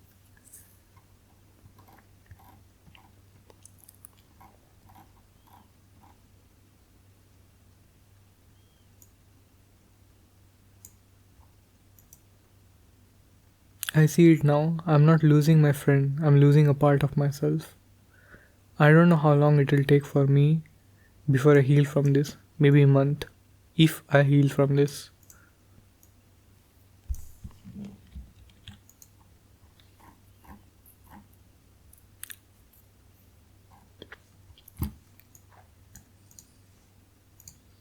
I think that's enough. Uh, good stuff. I mean, I don't know. Did you think that was good stuff? I hope so. I would say some of my most favorite, at least writing, if not best. Not best in the sense like I wrote something fabulous or anything, but just I enjoyed writing it.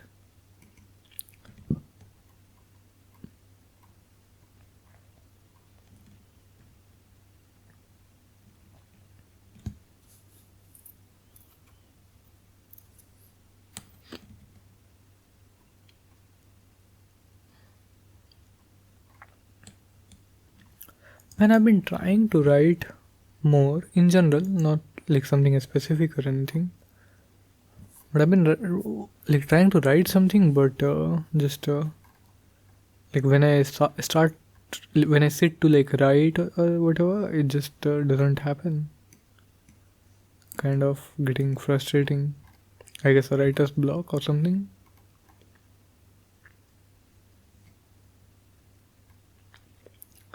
Also, I've been listening to some video game songs. The um,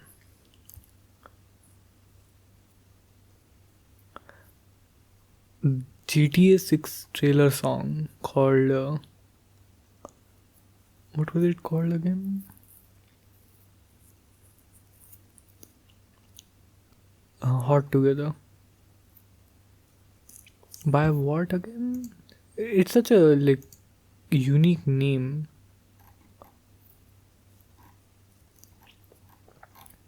Something Sisters, I remember. I don't remember the exact name.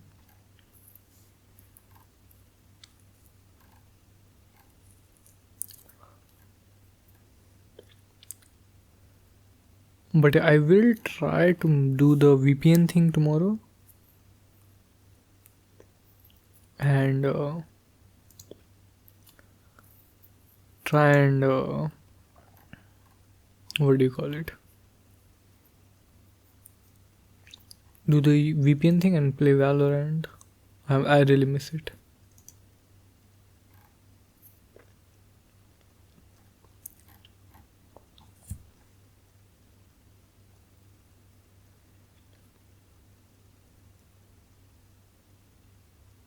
I'm actually watching high top films.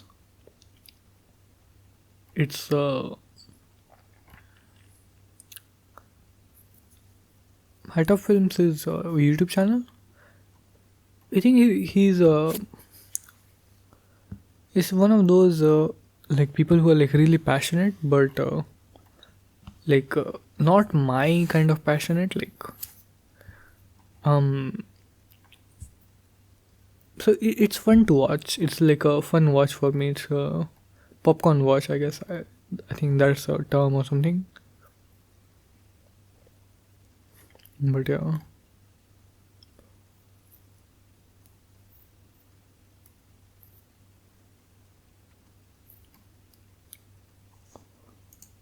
I no longer follow like Marvel and stuff, so I just watch him to get the recaps and stuff. One of his best videos, in my opinion, is Batman Does Not Kill. Really like passionate and again, dude, I keep thinking someone is in the room. If someone is hiding in this room, that would be the worst prank possible. I've checked everywhere I could think of. It's not that big of a room, anyways.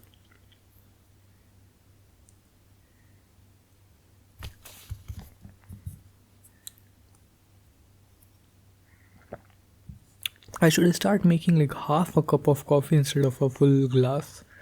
Because a full glass of coffee I can't really drink finished like easily.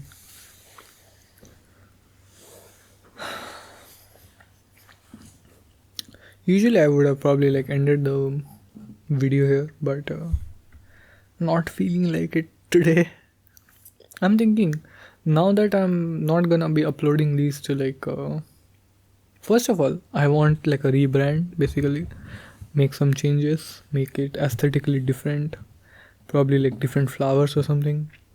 Something more symbolic than just same thing every time. But secondly, now that I'm not gonna be, bounded by Pillar Talk Audio rules and formatting and stuff, I was thinking what should be the new, format going on, because I don't have to put like the M for A or whatever in the title anymore. I don't have to put tags in brackets anymore. I never liked tags. Like, I wouldn't do it if it wasn't for Pillar Talk Audio. And then I was doing it this. I was like, okay, YouTube, I'll also do it. Like I'll have a small set of tags, but not more than that. But now I'm thinking like, what could the new system be? We'll see, I guess. Also thinking, should I like not put like in my descriptions of my videos, I usually put all the social media links and everything, but I can just put that in like, because I have to do that every time, I can now just put them in together in the channel description itself. Like they are in the channel description. So if someone wants to check them out, they can just go there instead of me having to uh, put it in the description every time.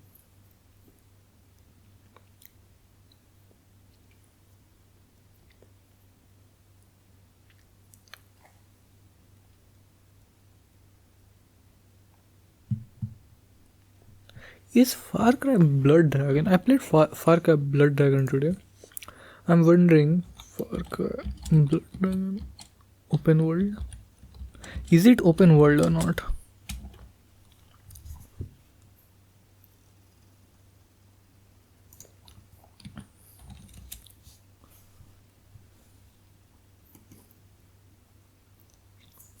So far, it doesn't say it is. It's such an odd game. Like it's a game. It's a game I wouldn't believe was made by Ubisoft.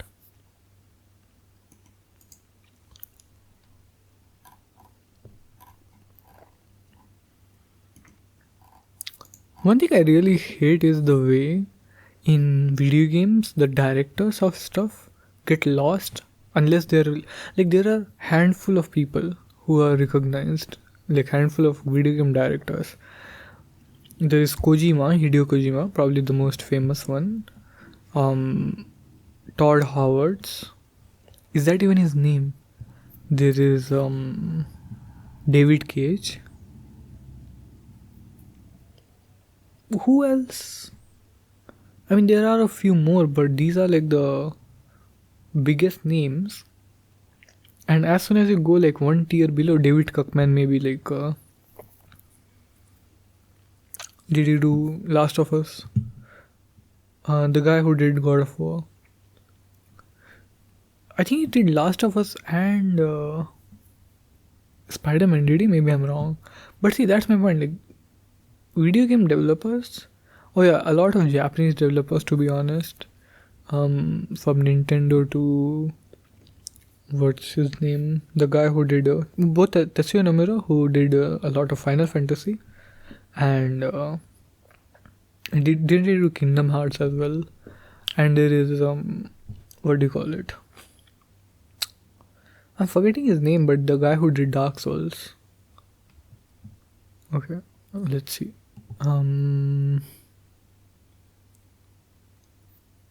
Open world, yeah. So it is open world. Interesting.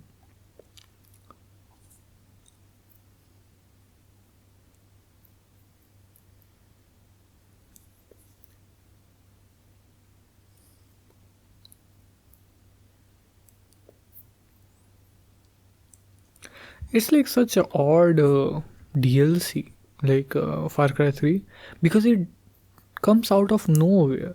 Like it's such a difference in the tone. The gameplay is same, but the context is so much more different.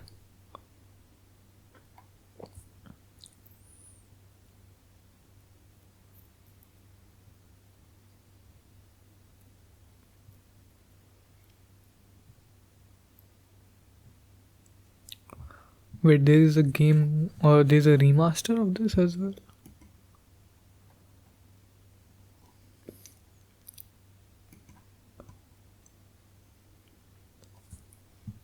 Interesting.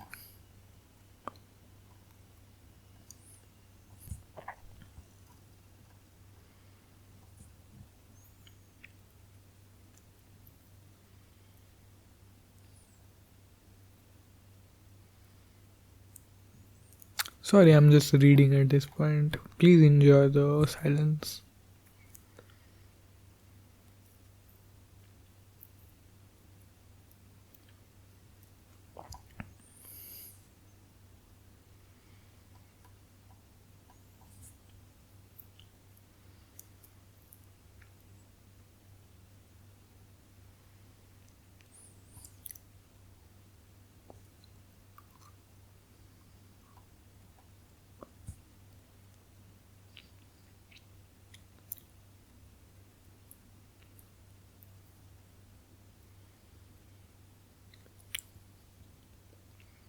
One thing I want to mention, the article says, this is Wikipedia article.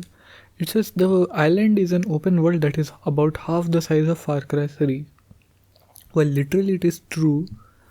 The thing is that in Far Cry Blood Dragon, you move like really fast. So even though the size is half, it feels more like a quarter.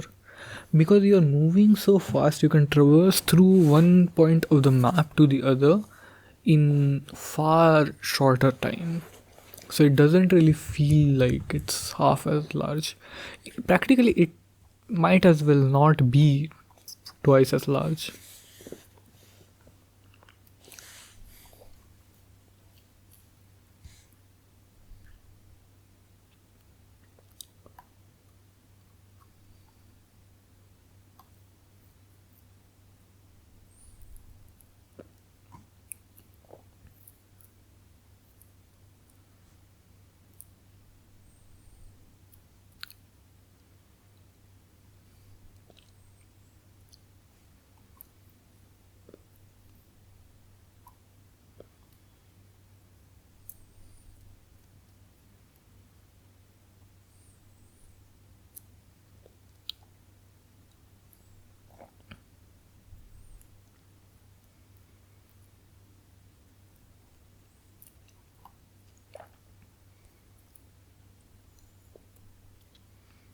I'm thinking of streaming as well, but again, I don't have a good enough laptop. I think I'll try it though. Like I'll stream probably like in a low quality or something maybe.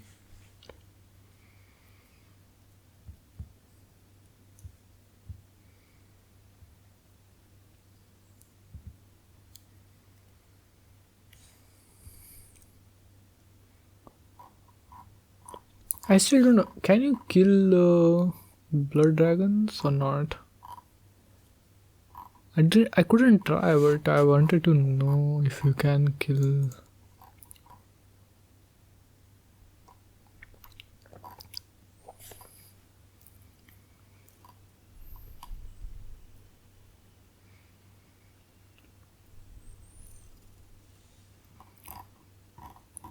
What is this? This is called Trials of the Blood Dragon. Let us see a gameplay image or something. It's a 3D platformer. Oh, okay. Interesting. And then there is an anime as well. Of course, nowadays everything has to be a anime or something.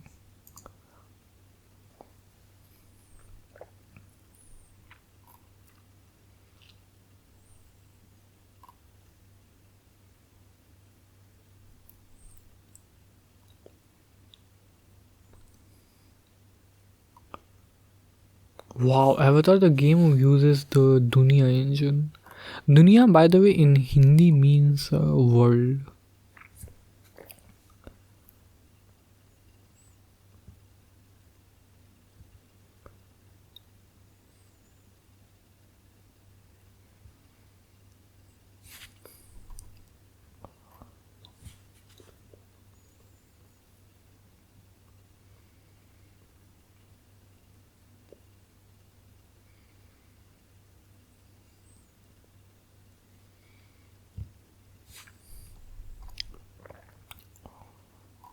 I really think Dunia is sorry.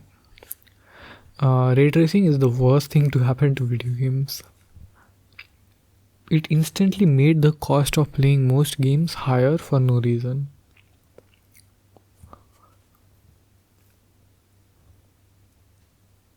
I literally can't play the new Doom game that came out just because it has ray tracing. Like it literally doesn't run on PCs that doesn't have RTX.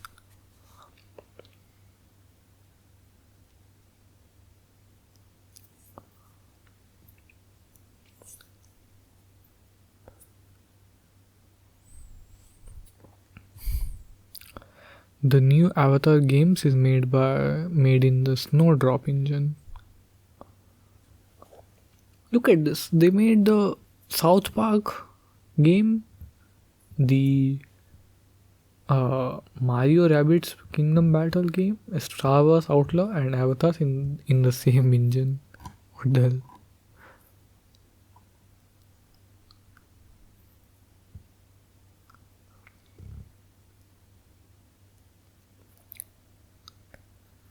Wow, look at this. According to, I'm pronouncing this wrong probably, but Guillemot, this is the founder of Ubisoft.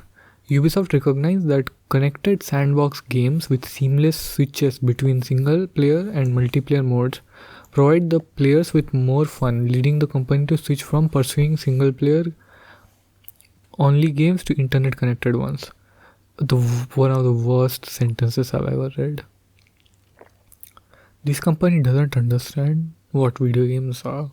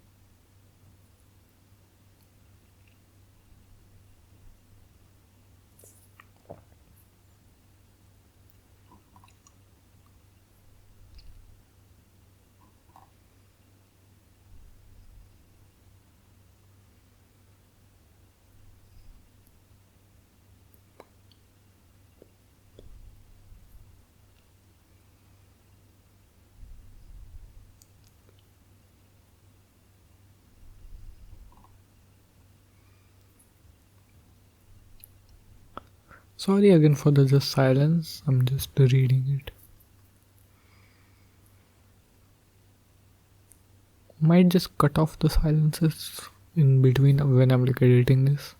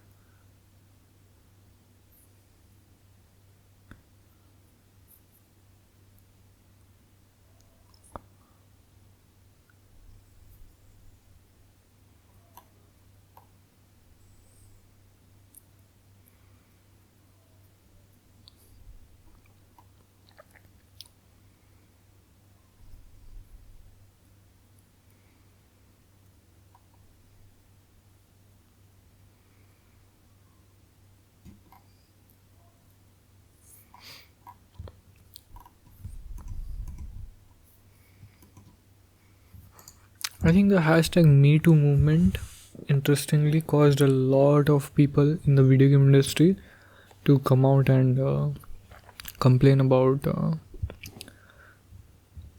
harassment in the workplace. Blizzard was one of them. Ubisoft, I was reading right now, was one of them.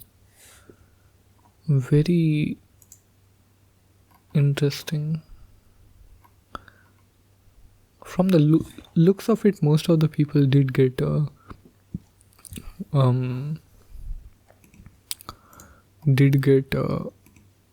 kicked out,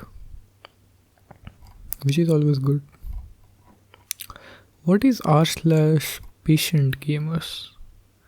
A gaming sub free from the news, hype and drama that surround current releases, catering instead to gamers who wait at least 12 months after release to play a game.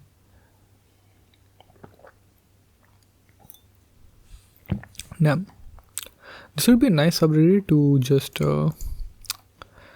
avoid spoilers. Psychonauts 2, Breath of the Wild. Saints Row 2 is now playable on PC after 17 years.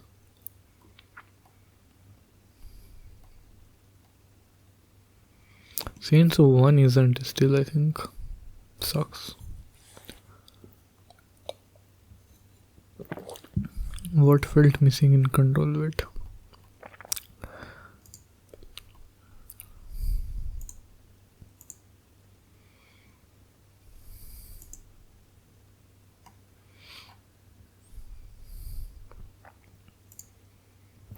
As I said, I've been really into SCP recently. Some of them are jokey, some of them are serious, some of them are really long, some of them are really short.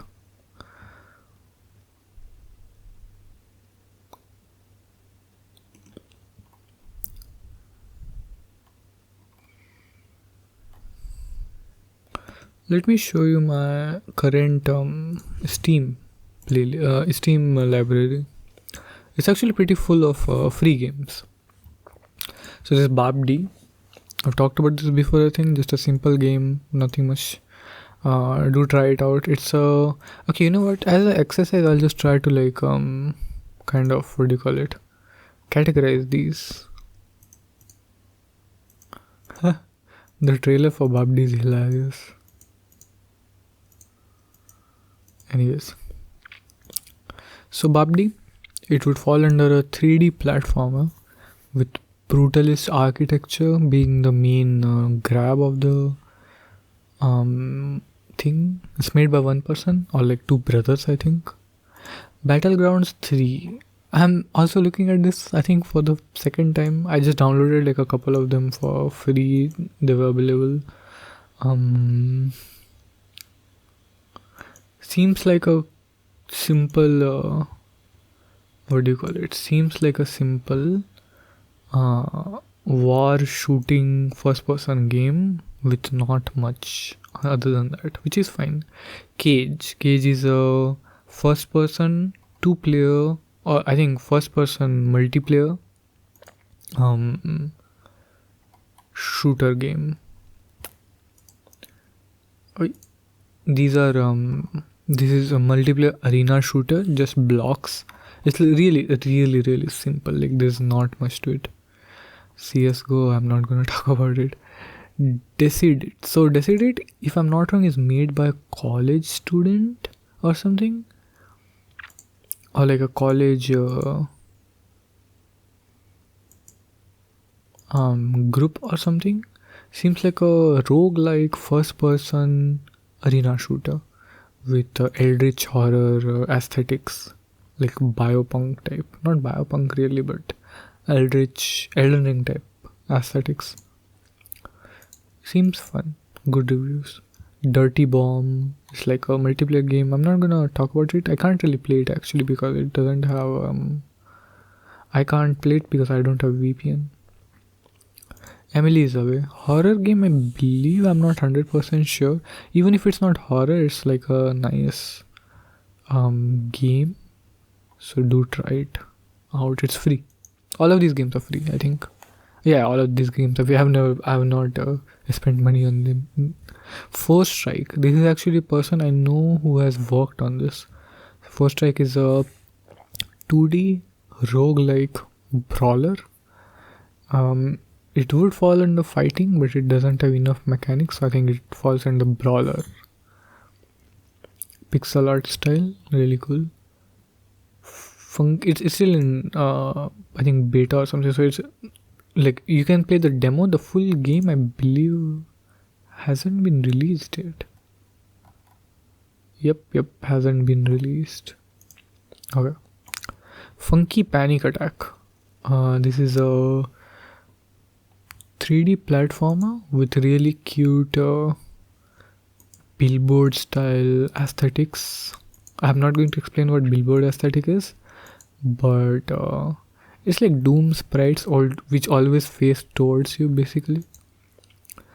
But yeah, Grimhook is actually a fully voiced free game. I have no idea how the hell this game exists, but this is a fully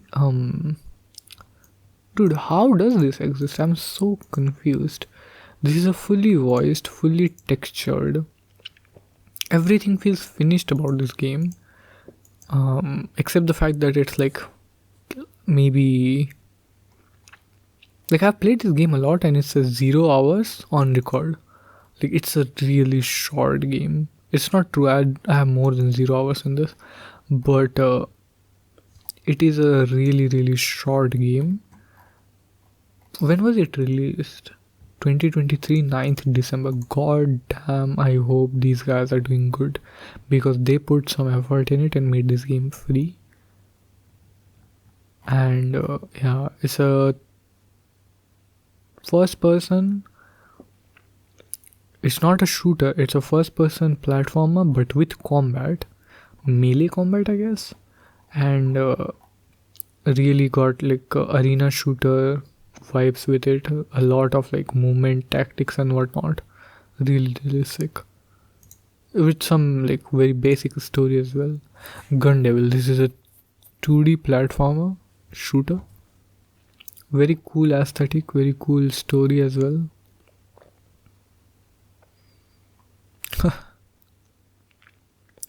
Gun Gods, I have to play this, but it's a first person Doom style shooting game. Yeah, I believe it's basically changing like multiple guns and stuff. I want a maker. It's Mario Maker but for PC. Infernal Blood Rush, another like I think first person shooter game for, yeah, it also it's like very Doom like and looks cool. It doesn't have actually when I say Doom like, it's everything is Doom like except the texture seems more hand drawn rather than pixely. Mist, I think this is not the old Mist, this is a new game, 1st May 2024. This seems a Silent Hill type first person horror game. Not sure, I haven't played it fully. No Flash, one of my favorite games. This is just dodging flashes. It's a game that has multiple abilities from Valorant and you can just dodge flashes. Let me see if there are any reviews, anything.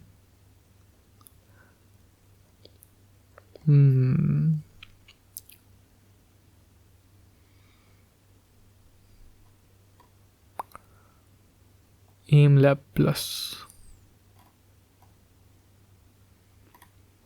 I'm just reading the reviews.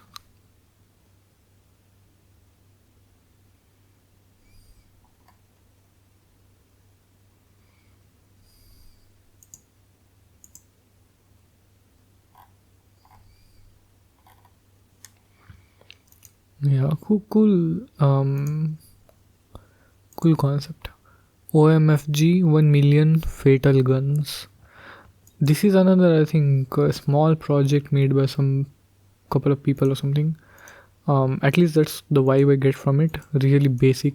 Like this has a lot of. It does have like 1 million guns, but they are like 5 guns or something with varying abilities. Technically, it has 1 million guns. Really cool concept though. It's a 3D first person arena shooter. The arena shooter itself is pretty easy. One armed robber. I haven't gotten a chance to play this, but one armed robber seems to be a payday type game, but with the twist that you have one arm and it's free again, so it's really cool. I would love to play this. I think this is first single player as well. Yeah, it does say it is single player, but I haven't played it. I do want to because I do love these type of games, like heist games. Those are like something I really love. There's one heist game called Swindle, which I really need to like go back and play again because I do love it. Perdition I haven't played, but it's a first person shooting game. I'm not sure what it says fast paced combat, so I guess that is what it is, but it looks much more strategic. Rebel Forces is a very basic kind of Arma type game, but it's really basic, like super basic. You can just pick game. Red Match 2 is similar. It's like arena deathmatch server. That's it, pretty much, nothing much.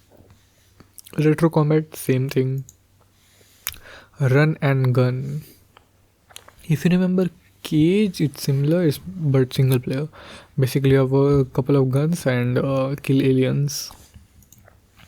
Scorch, haven't played this. I think this is a 3D, very unique visual art style. hard to pull off. I'm not sure how someone actually made this.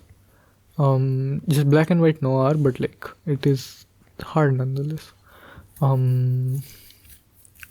Seems to be first person stealth shooter.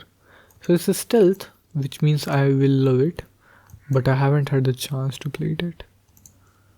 I love stealth games, all of them. Sharp shooter. First person roguelike. Set in like Midwest kind of. It's what do you call it? It's nice. It doesn't have like it is like a pay to play type game, like free to play, but you pay to play more basically. Shrine 2, it really reminds me of Citadel, the game. Again, Doom like aesthetics. Citadel, basically, if you have seen Citadel, it really gives those vibes.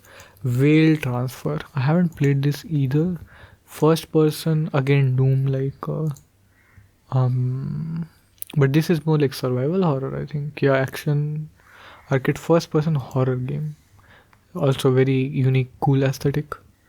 Who is the creator of this actually? Let me just check really quickly. Daniel Graves. Only one game. Okay. I haven't said this, I think, or maybe I have, I'm not sure, but actually I'm making a game and I'm really close to finishing it. So I'm really excited about it. Wardell House. I'm keeping it a bit secrety, but Wardell House, now this doesn't even seem like a game to me. It just seems like a couple of photos. So I'm curious what exactly is it. But whatever it is, looks cool. Oh wow, it is a... I am fairly certain it's like a... Yep, I'm pretty sure it's just a couple of 360 images.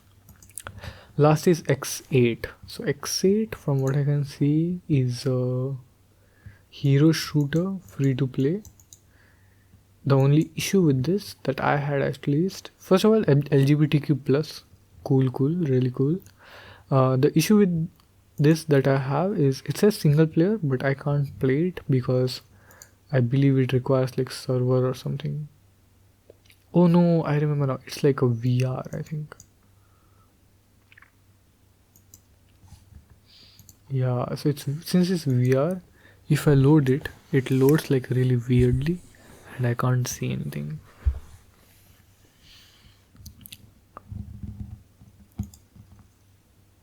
Yeah, so it's like loading broken.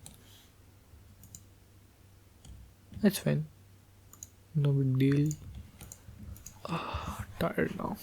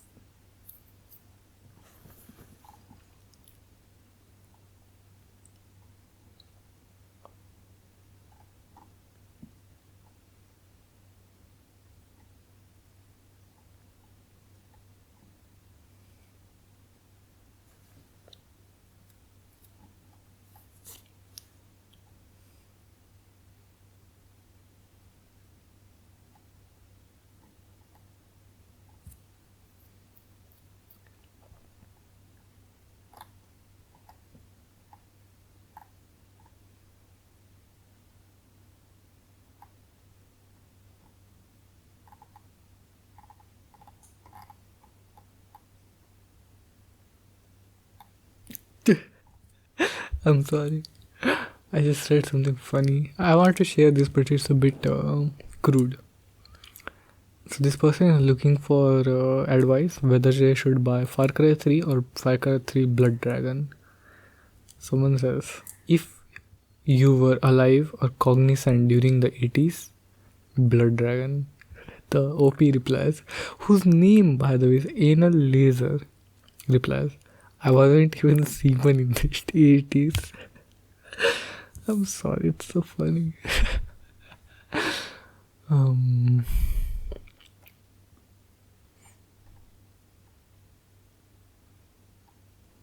Lowering the voltage on my graphic cards. How do you even do that?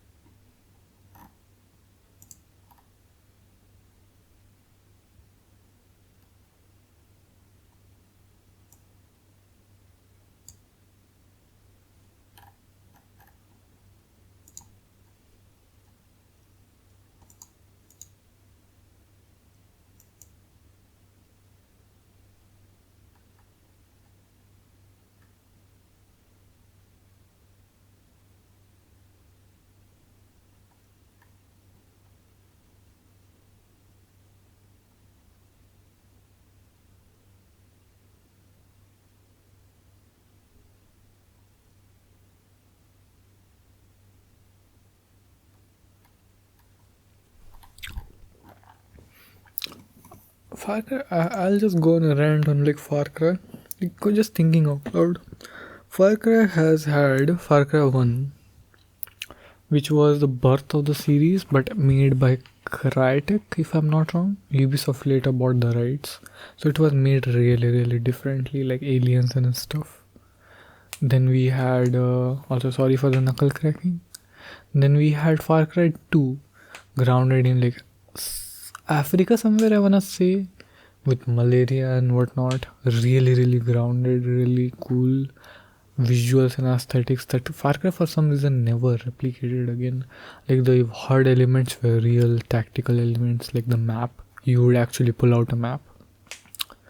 Then we had Far Cry 3, toned down some of those stuff, really, really filled the map with stuff to do. Kind of the birth of the modern Far Cry series as we know it. Then we had Far Cry Blood Dragon, the first spin-off in the series. This will be... Is it the first one? Actually, maybe there was one before it. This will be Far Cry 3, but with more different aesthetic, different story. Then you go to... And dragons, for some reason. Then you go to Far Cry 4. I think this is the least significant jump. Like if you look at Far Cry 4, 2 and 3, they're really different. 1 and 2 are really, really different. Even 4 and 5 are pretty different, but 3 and 4 are like really similar. There are a few changes. You can ride an elephant, but overall they are really, really similar. The setting always changes. This is what Ubisoft is good at. They always change the setting of the games. Then there is Far Cry 5, which changed some aspects pretty heavily. This time removing the whole tower system and stuff. But still things are not that different. Like they are still different, but pretty close to Far Cry 4. Aesthetically also they are pretty different. Then there is a New Dawn, which is Primal. I forgot about Primal. I think 4 and Primal are together like Blood Dragon and Far Cry 3 were. In fact, I think 4 is literally 5. Primal literally uses the map of Far Cry 4, but its gameplay is completely different because there are no guns and it's set in like Stone Age or something where you are like hunting animals. So it's really different. Then you have 5, which is set in Montana, I think, like USA. The New Dawn again uses the Far Cry 5 map. You are seeing a pattern here. Uses the Far Cry 5 map, but this time it's post-apocalyptic world and like aesthetic of like Borderland aesthetic, almost colorful but cartoonishly evil. Then Far Cry 6, which is set in some Middle Eastern country, I believe. I'm forgetting their fictional name for it. It's a cool name, but that's there. The gameplay is even more changed this time. Pretty significant changes actually to make it more RPG like for whatever reason. For the first time in the whole series, you have a third person camera. Even if it's for a certain like a small part or something. I don't know. Suddenly, something flashed in front of my eyes, like a flashback or something, and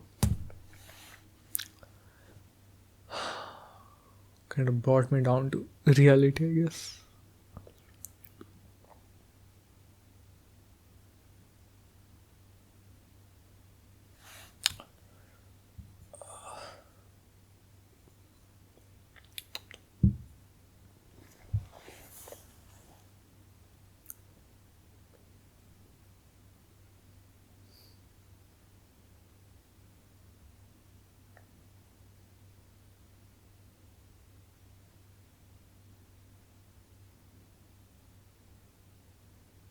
I always celebrate love, even if it is not mine. I think it's worth celebrating.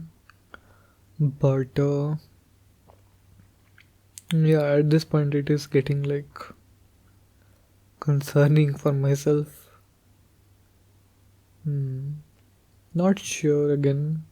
Like, I'm not, as much as I say, like, I'm slowly starting to give up.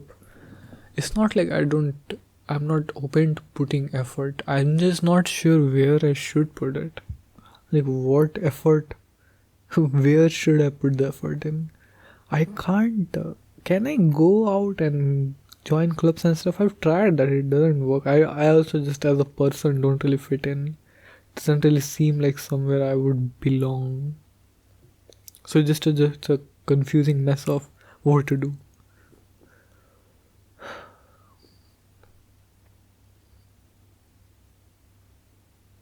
I really hate the disproportionate.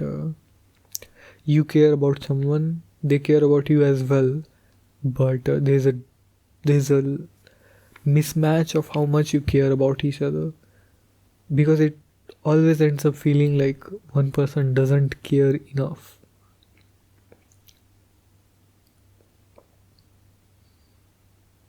I feel worse because I always think it should be selfless, but clearly it's not. Like, I'm still being selfish. I mean, the point of this talking with you is because, like, is so that I don't show this or like let this selfishness manifest into something real in front of anyone else. But even the fact that it is gotten to this point doesn't feel good to me. I also bought cheese. Like, there was they were selling like sauce kind of sachets, but for cheese, and it was not really good, but it was okay, I guess. Like, I needed cheese, not needed cheese. I wanted to try cheese.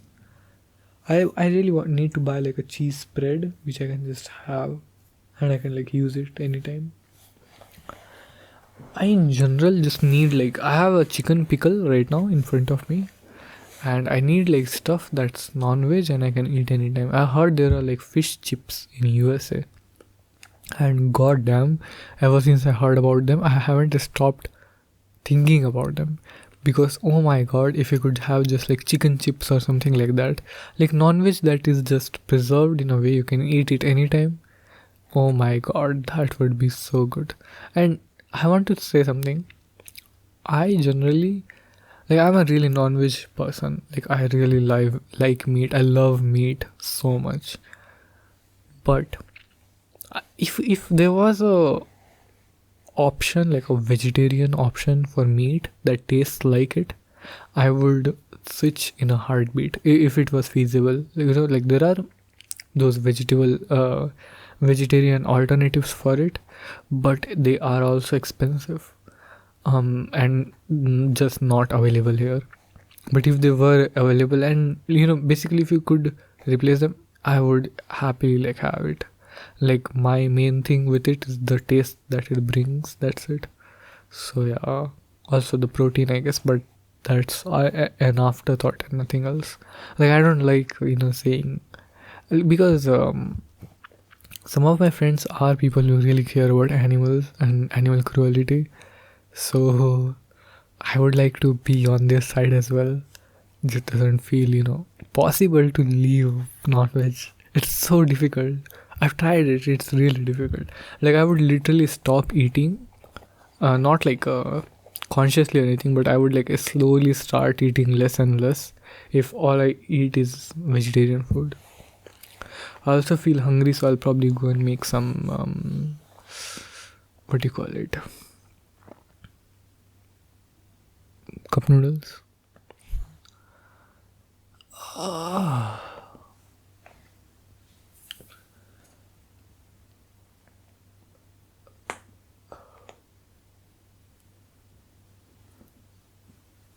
I can't believe how many times I've cracked my knuckles, my elbow during this session. It's been 3 hours, I know, which I think pretty much is the longest audio I've ever recorded. But still, I know it's 3 hours, but still, that shouldn't mean it's. That shouldn't mean I just. How does even knuckle cracking work? I know it's like nitrogen bubbles you're popping, but I don't remember like the specifics of it.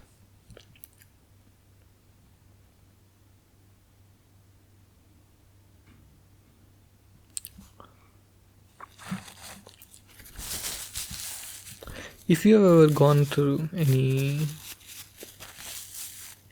you know,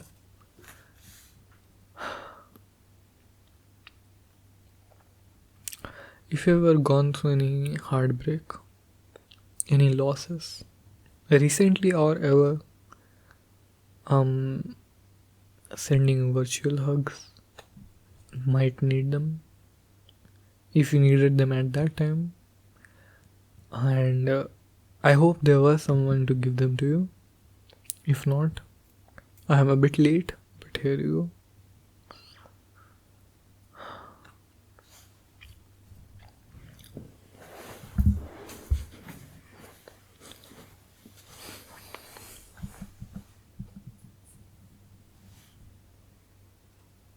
I really do wonder when, if someone will come. I just tapped the top of the mic. Sorry if you. I mean, you clearly did hear something, but hopefully it wasn't like harsh or anything. Um, I do wonder if someone will come who will say, when and if someone comes and says, "Yep, I'm here forever. You never have to worry about me leaving." How will that feel like? Like, I can imagine it would feel really, really good. But I can only imagine so much. Why am I even trying to imagine? See, this is the kind of stuff that I criticize myself a lot for like imagining these things, or like, again, the excuse thing that, okay, I can function without this anchor of my life thing. Then why am I so desperate for it? It's really annoying.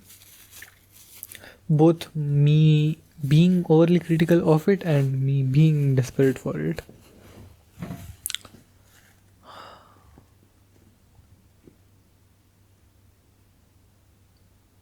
If I fall asleep, And this goes on for like 4 hours or something. I am uploading the whole thing.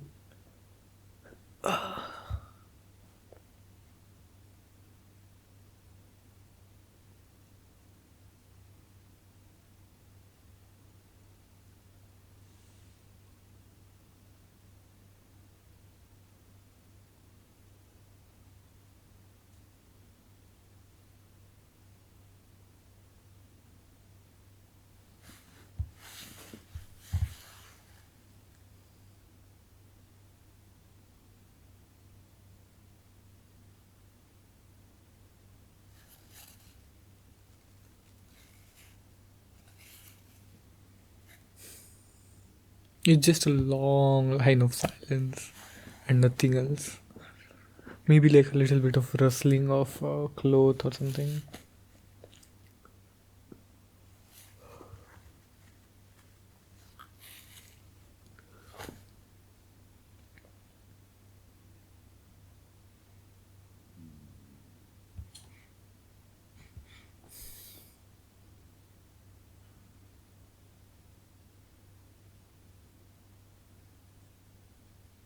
I ate a chocolate pastry today. It's so weird, dude. They have like a pastry shop, and they have named the chocolate pastry Devil's Delight, and it's so cringy. And I can't, like, every time I go there I have to like point at it or something, because I'm trying not to take that name because it's cringy. Like, if you like the name, fine, that's not a problem, but I don't like it, so I don't want to say it. But they'll be like, which one, so I'll have to say it, like Devil's Delight. Oh my god, I want the Devil's Delight. It's just the cheapest, it's literally the cheapest pastry they have. Why is it called Devil's Delight? Doesn't even make any sense.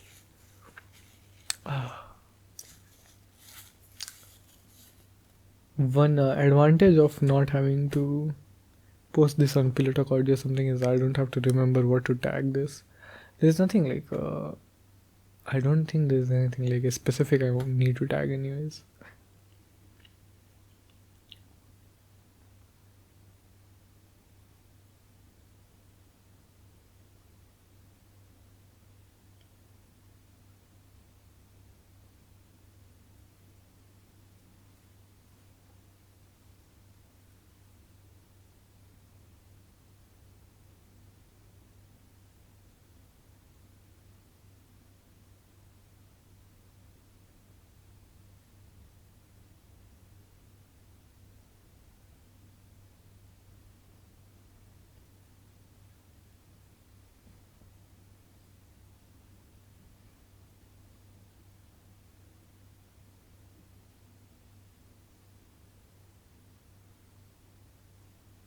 Not to downplay anyone who has tinnitus, but my tinnitus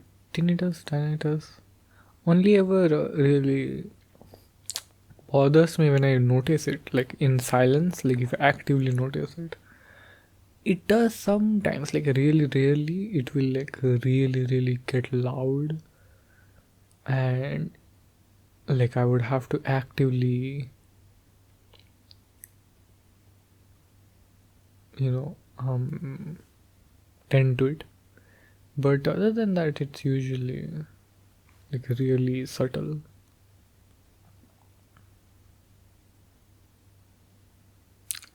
I might actually fall asleep. If I do, I'll wake up like what, couple of hours later maybe. Oh shit, I need to. If I do decide to fall asleep, I need to unlock the door first because the door right now is closed. It is office after all. It's so funny we just sleep in our office.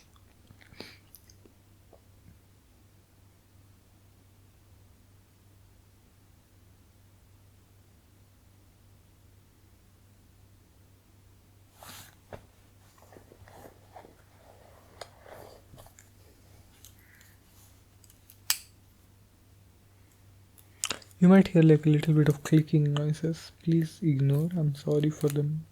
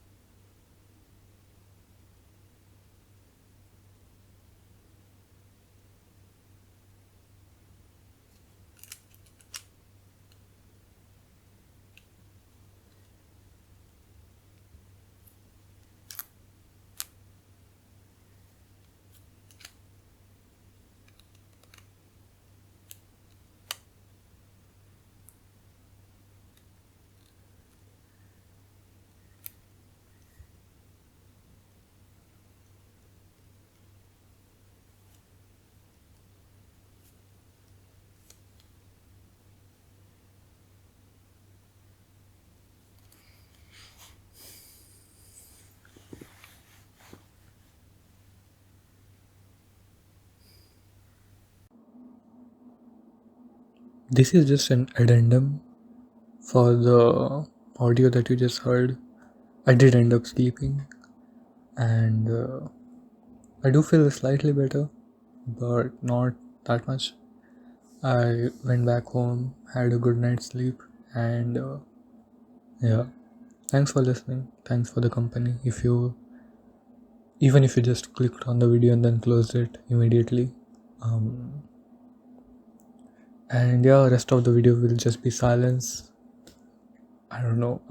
For someone who wants the company, I guess. So yeah. Thanks again, and take care.